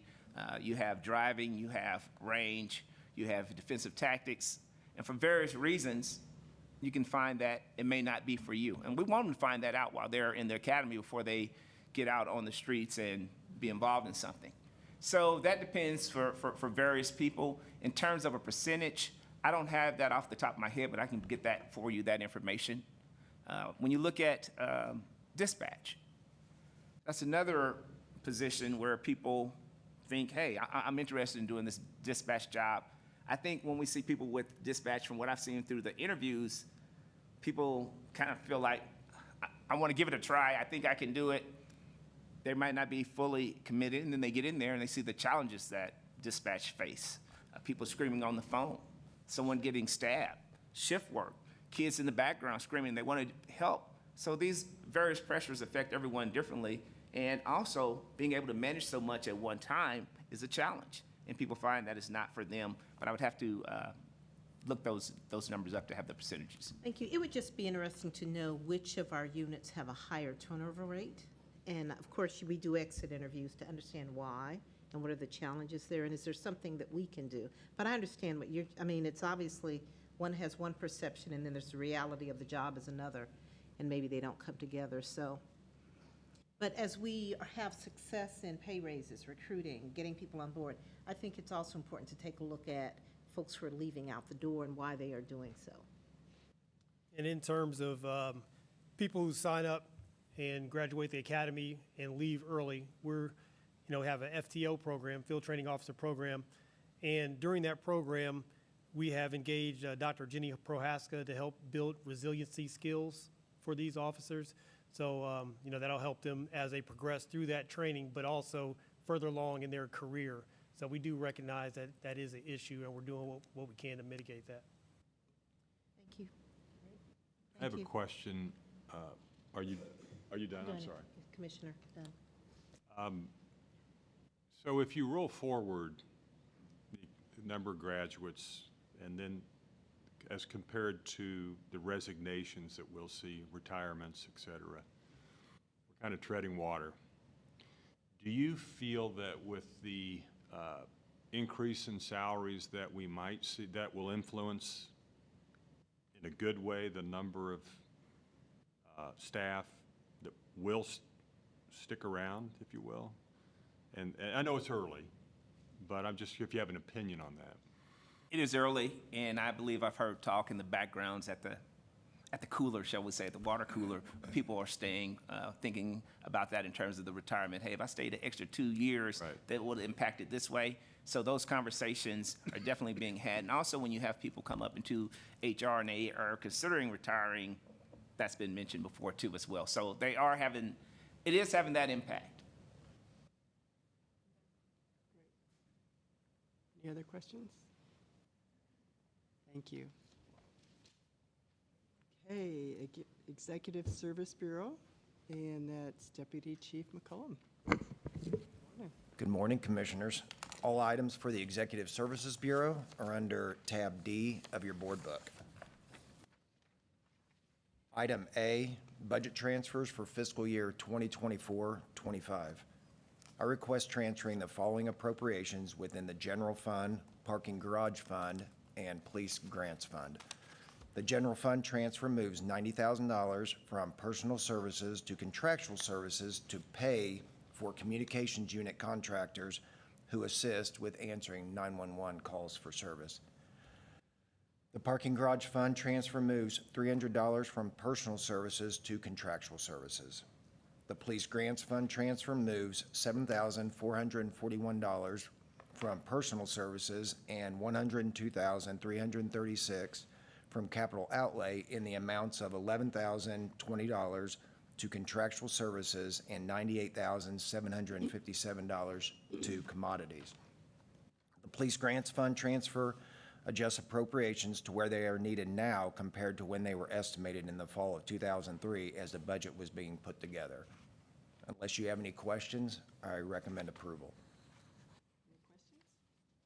I move to accept the recommendation and make the transfers. Second? All in favor? Aye. Item B, Axon Taser 10 upgrade and My90 software. The current less lethal conducted energy device the department uses has been in production for 10 years and is nearing end of production and support. Therefore, the department wishes to upgrade to the next generation and far superior device, the Taser 10.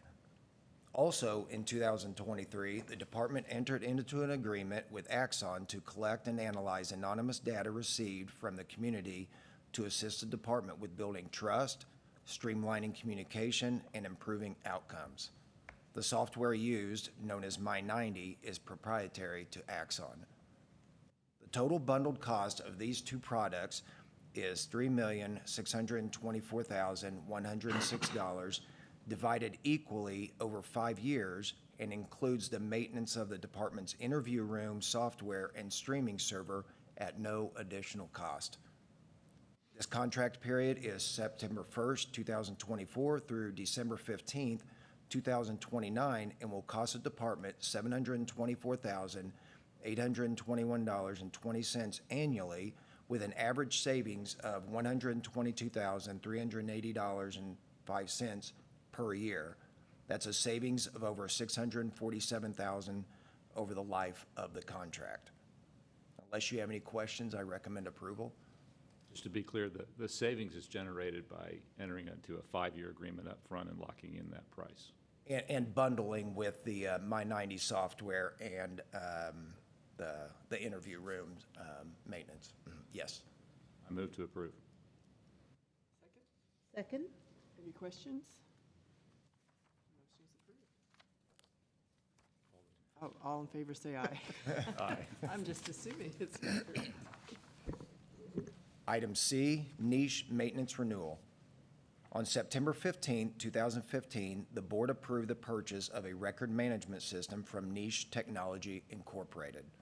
Niche is the department's primary records management system, report writing system, and corrections management system. The cost of the renewal is $329,520 for a period of June 1st, 2024 through May 31st, 2025. Before I ask for your approval, I'd be remiss if I did not recognize Officer Corey Smyska for her recent Excellence in Partnership Award from Niche. This award is presented to not only those who are identified as trailblazers and innovators, but who exemplify the core values of collaboration, dedication, and community building within the law enforcement community. Officer Smyska has identified ways to streamline KCPD's operations, and because of the success we have had, other departments have begun to use them in their own agencies. Niche is used throughout the United States, Canada, and Australia, and Niche considers Corey a subject matter expert, and so do we. Good job, Corey.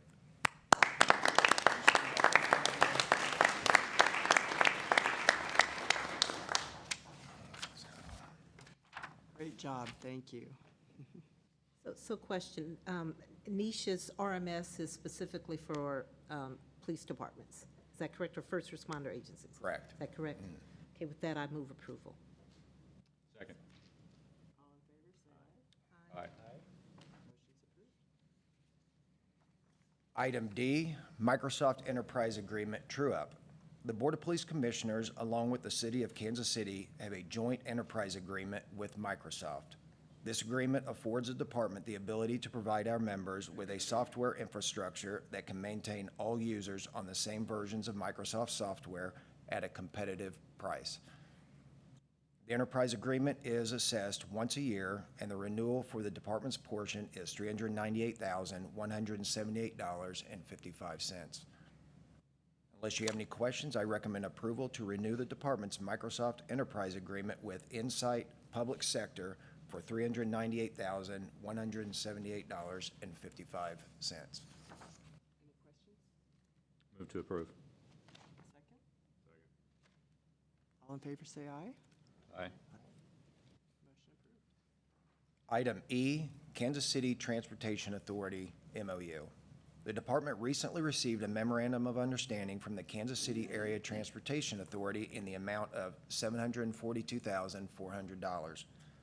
The MOU is for 2 years with funding to pay salaries and benefits for 2 full-time officers to assist the KCATA in preserving the peace, preventing crime, arresting offenders, and protecting the safety and welfare of ATA staff and citizens on or about ATA property and bus stops. This is the 7th year for this agreement and funding. Unless you have any questions, I recommend approval. Move to approve. Is there a second? Second? All in favor, say aye. Aye. Motion approved. Item F, RFP 2023-18, 457 Plan and Investment Consulting Services for Employee Deferred Compensation Plan. On April 25th, 2023, the Board of Police Commissioners approved the award of a 1-year contract with 4 additional 1-year renewals to the Highest Group. The Highest Group is responsible for providing investment consulting services for the Board of Police Commissioners Employee Deferred Compensation Plan. The Deferred Compensation Committee recommends renewing for 1 year with Highest Group beginning July 1st, 2024 through June 30th, 2025. The annual cost is $42,000 and is paid by the plan participants at no cost to the department. If you have any questions, Mr. Jason Hoy, who sits on the Deferred Compensation Committee, is here and available. Otherwise, I recommend approval. Any questions? This will be the second year for Highest. Yes, sir. I assume with the recommendation, obviously, the services are being well received and they're meeting the expectations of what those that are deferring want to have as far as services. Absolutely. With that, I'd move approval. Is there a second? I'll second. Any questions? All in favor, say aye. Aye. Motion approved. Item G, the fiscal year 2024-25 proposed fee schedule. In accordance with Article 5, Section 22 of the Missouri Constitution and Section 67-042 and 610-062 of the Missouri Revised State Statutes, the accounting section conducted an annual review of the fees for some services offered by the department. The majority of the fees remain the same. However, of the ones that did change, many are attributed to changes in salary and benefits of the members providing the service or a change in the cost of materials and equipment. Unless you have any questions, I recommend approval of the proposed fee schedule. So moved. Second. All in favor, say aye. Aye. Motion's approved. Item H, 2024 Combat Law Enforcement School-Based Initiative Cooperative Agreement. In 2024, Combat Law Enforcement School-Based Initiative, formerly known as DARE, and is designed to provide students with knowledge, positive self-image, and social skills needed to reject the use of illegal drugs and controlled substances.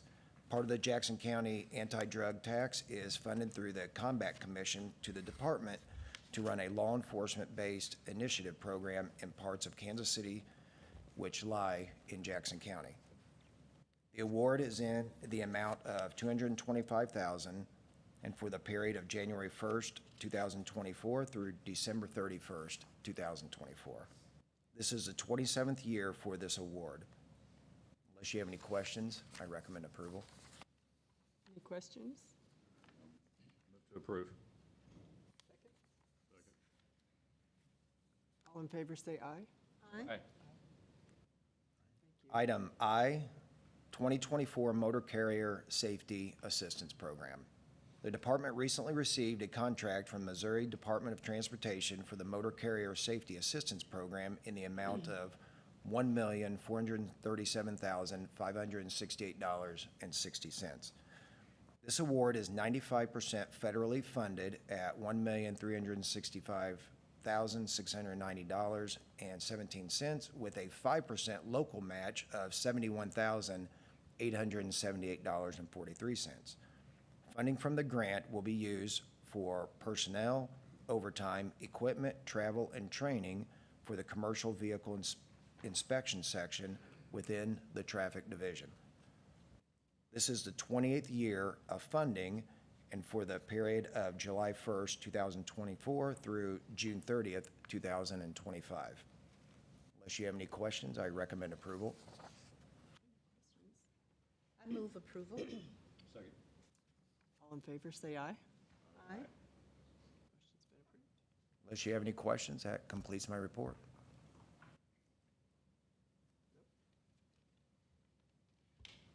That was a lot. But we're grateful for all those grants, so.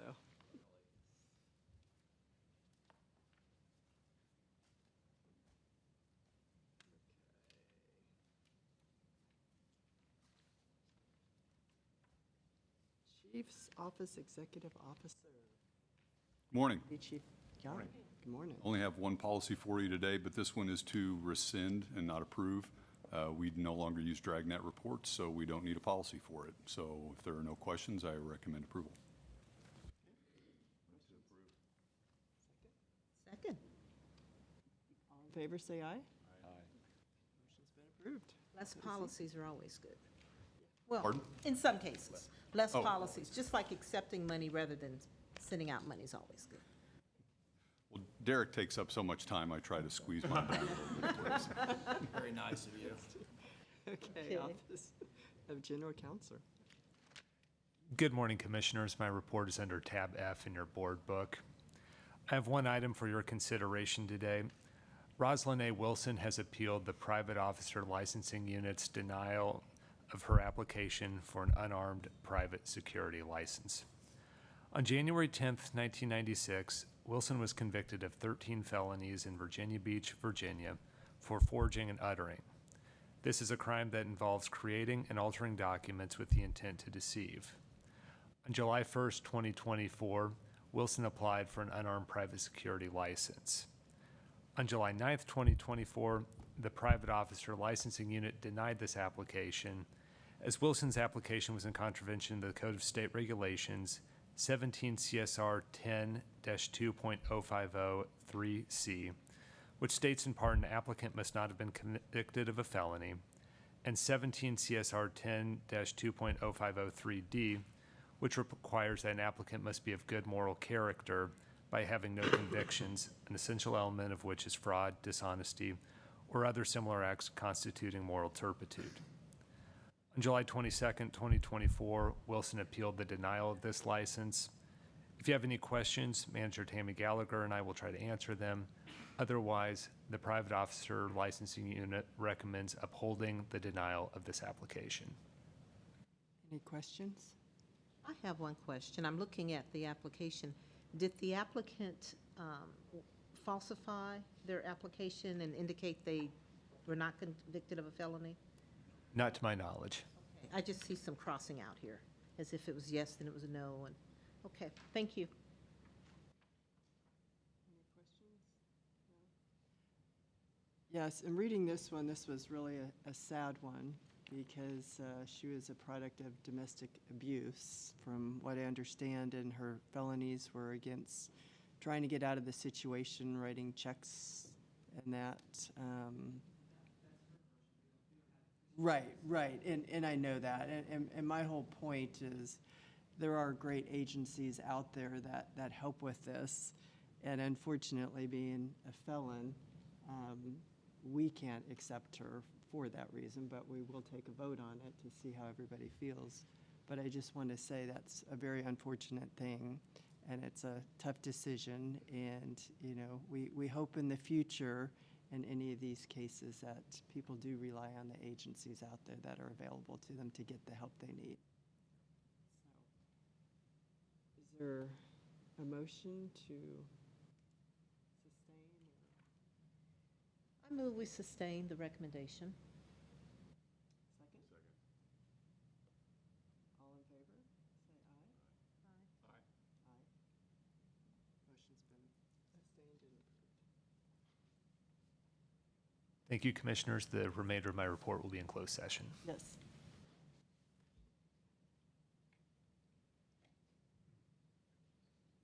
Okay, in Office of Community Complaints, Merrill, welcome back. Good morning, Commissioners. The Office of Community Complaints has provided to you in advance copies of its monthly reports for June 2024, also our quarterly statistics, and also the statistics from January 2024 through June 2024, which represents our semi-annual report, which is all located under tab G of your electronic devices and/or board books. At this time, I will provide you with the most significant highlights of OCC's activities. For the first 2 quarters of 2024, the office has received a total of 159 complaints. Let me provide some explanation with that as well, because that 159 complaints represent a total number of complaints that has been received. However, as was explained earlier this year, we have switched to a new tracking software, which we track all of this information, which now includes the non-KCPD complaints, where in years past we had not tracked those numbers.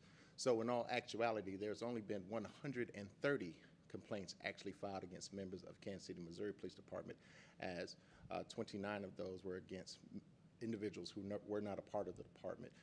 In further reports, we will be sure to we'll make sure that we disaggregate that data further, so that as not to confuse individuals with the number of complaints that have been filed against members of the Kansas City, Missouri Police Department. Of those 159 complaints, 52 were sent to the Internal Affairs Unit for formal investigation, while the remaining 107 were classified as non-investigated complaints, or NICs. The complaints sent for investigation were in the following categories: 4 bias-based policing, 4 discourtesy, 9 excessive use of force, 6 harassment, 19 improper member conduct, and 10 improper procedure complaints. Additionally, during the first half of 2024, the Board of Police Commissioners and the Chief of Police reviewed and concurred on 60 recommendations rendered by OCC and fully investigated by the Internal Affairs Unit. The concurrences by the Board and Chief were on 12 not sustained recommendations, 14 exonerations, and 10 sustained recommendations.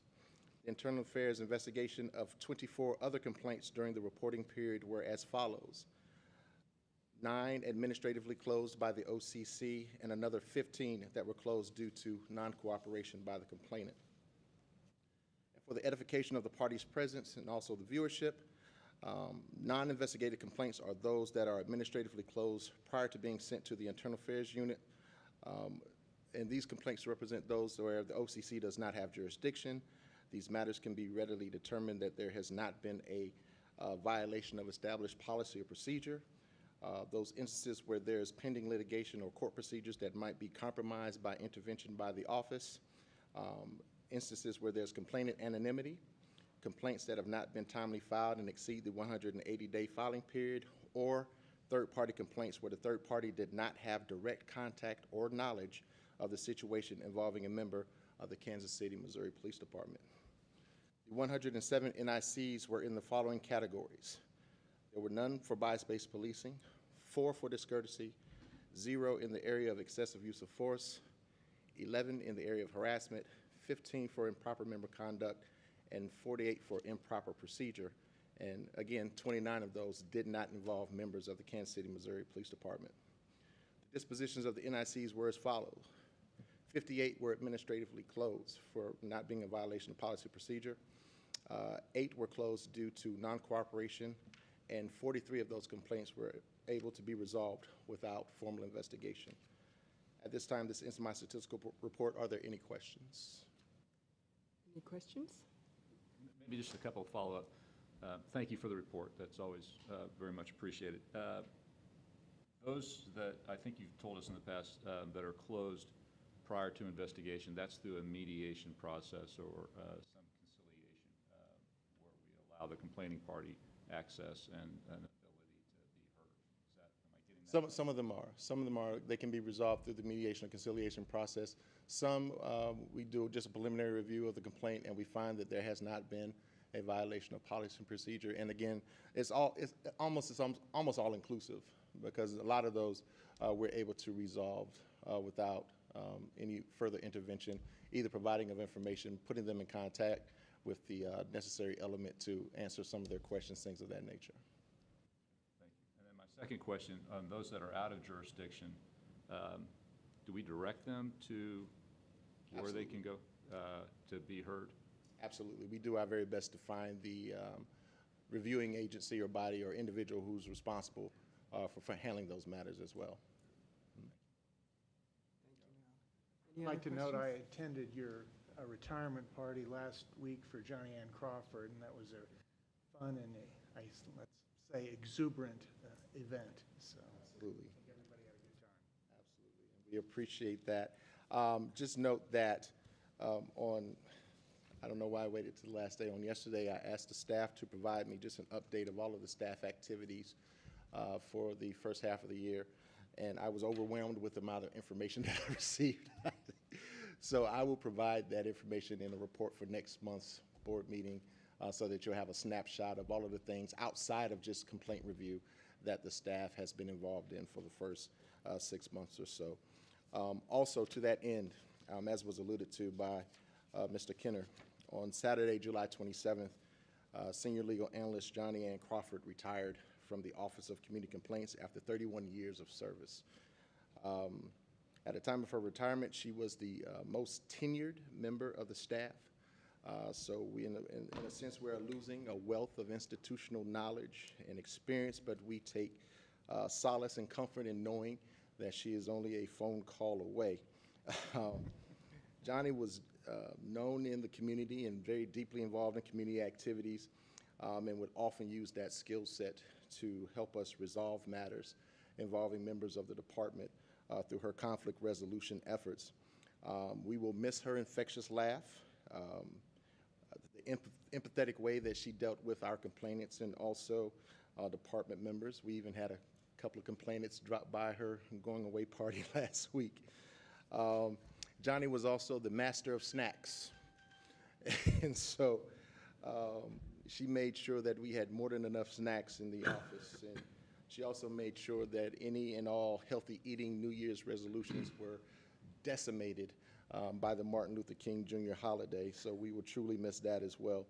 But more than anything else, we will miss Johnny Ann Crawford, the person, and now the retired matriarch of the OCC, family. So we wish her nothing but the best as she plans to do some traveling, some volunteer work, and spend time with her family. But we know that she's earned this time, and so we're just happy for her and her retirement. So I just wanted to have that on the record. Congratulations, Johnny. Yes, And she will be missed. Thank you, and we will miss her too. She was here every board meeting and miss seeing her smiling face. So hopefully she'll come back and visit us. Thank you. Thank you, Commissioners. Public complaints, comments. We have two comments, people. Ron Hunt is first.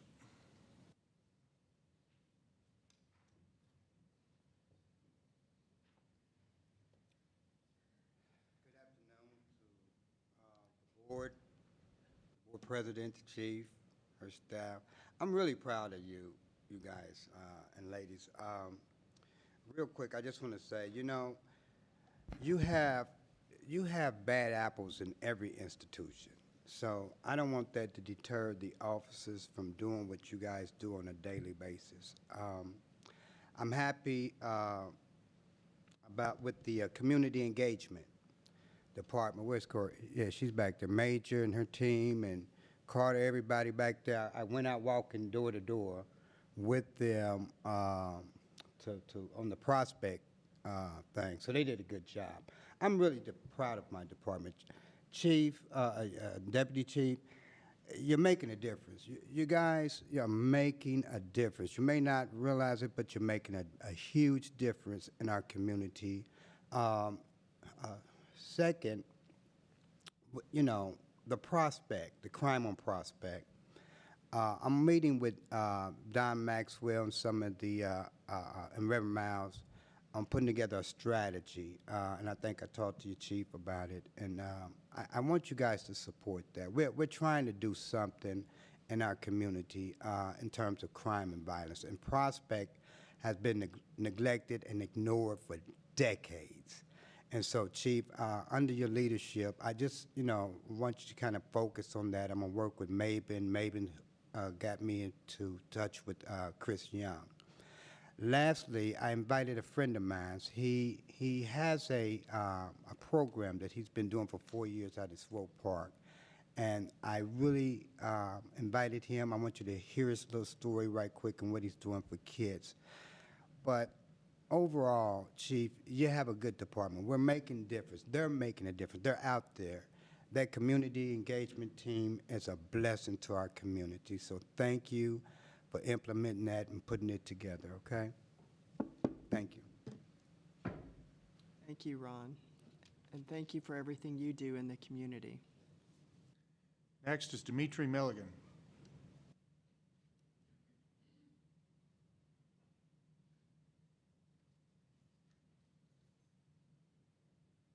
My name is Dimitri Milligan. A few years ago, we started an event at Swope Park for the children. It's called Put Down the Guns and Put on the Skates. We know that we got high crime in the city. One of the things that our younger children are lacking is facilities where they can go and do things. So we've done that at the bandstand. One of the things that we do, we aim to prevent crime prevention, for one. We don't want our children going to jail. We don't want to try them being murdered. So we had to put something for them to do. Another thing that we do when we started that, we noticed that there are many disenfranchised children. So we raise funds, community support, and we buy all the children's skates. We make sure that every week that every child in the park gets a pair of skates. And that thing have grown from about 25 people. We're up to, at any given moment, it may be 200 to 300 people in the park on a Tuesday evening with their children. That's children, that's parents, that's vendors, and onlookers that's just coming to be witnesses. There are also, I want to invite personally, I have a greater respect for law enforcement. After being in this meeting, we don't always see the inside of it, but I had the opportunity over the last week to see that. So I would like to extend the invitation to any of you. It'll be a wonderful thing to see some officers show up every now and then and have some input with the community, and especially with the children. When I was a child, we had interaction with the police officers, baseball cards, things like that, things that don't get done anymore. So what we're aiming to do is prevent crime in our communities by giving our children a positive place and atmosphere where they can go and be kids. And then we have the parents there as well. So thank you, appreciate your time. Thank you for what you do, and we appreciate you, and I would love to see something like that as in our, I don't know, informant or something, letting people know all about it and getting some officers out skating with those people. And I might even put on my skates, so just let me know when it is, and I'll give it a shot. Thank you. Any questions? Okay. Approval of the open session minutes.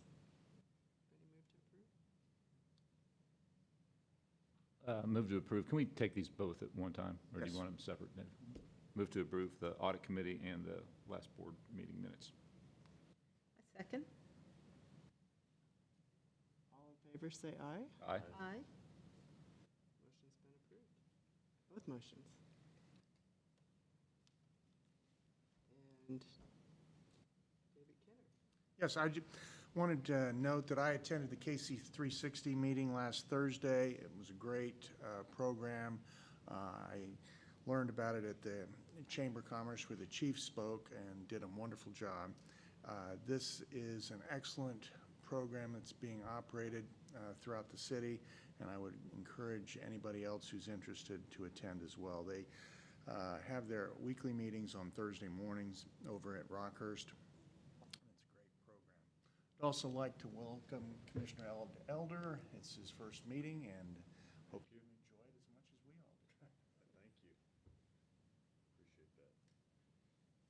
Yes, thank you. And as well, I would like to welcome Ed Elders. It's a pleasure, having the honor to work with you and having you on our board, and we're glad you're here with us. So. Thank you very much. I appreciate I'm glad to be here and look forward to contributing. Any comments for us? No, I'm sort of feel like I'm drinking out of a fire hose a little bit, trying to get up to speed. But I'm anxious, and I'm just every time I've come to a few shoot reviews, and I've sat in the audience. I think the May meeting just to listen, and I'm not. I mean this sincerely, and I'm just so impressed with everybody and all the things that everybody does.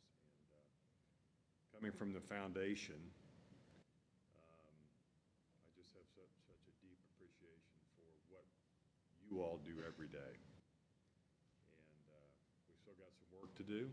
I think we know that, and I'm looking forward to being a small part of that. Thank you. Thank you and welcome. Commissioner Madeline Romius. Thank you. I'd like to mention, welcome you here, having worked with you, Commissioner Elder, on the foundation. I know the quality of person you are, and I know your commitment to Kansas City, and most importantly to these fine men and women of the PD. I'd like to mention I had a great experience this week, and I was out at the PAL luncheon and had the pleasure of meeting, I think Sergeant Harris is who runs a shop out there, and she was just a breath of fresh air. Her energy and her excitement, her focus on doing whatever she can to turn the lives of some of our young folks who might be going in a direction we don't want them to go in. It was quite applaudable. So I enjoyed my time there and having opportunity to actually sit and have one-on-one conversations with members of the PD and people in the community leaders. So I hope to attend that every once in a while. I know it's every month, but my goal as a commissioner, I'm no longer the newest commissioner, but my goal is to really try to get out there and talk to people and understand really what's going on. So just wanted to mention that and give a shout out to Sergeant Harris. Commissioner Tom Whitaker. I also welcome you. Thanks for being here. I think you'll find it very enjoyable and as fulfilling as the rest of us.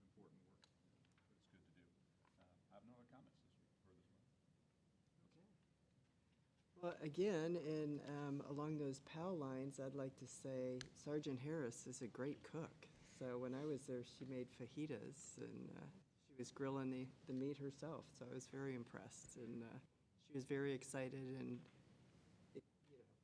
to be there and to be helping and to be part of the program. So that's always good to see, because we know it's a great program, and we know it takes a village. And speaking of that, thank you all for being part of that village in our success. So I just want to let you know that we do appreciate everybody here, and thank you so much.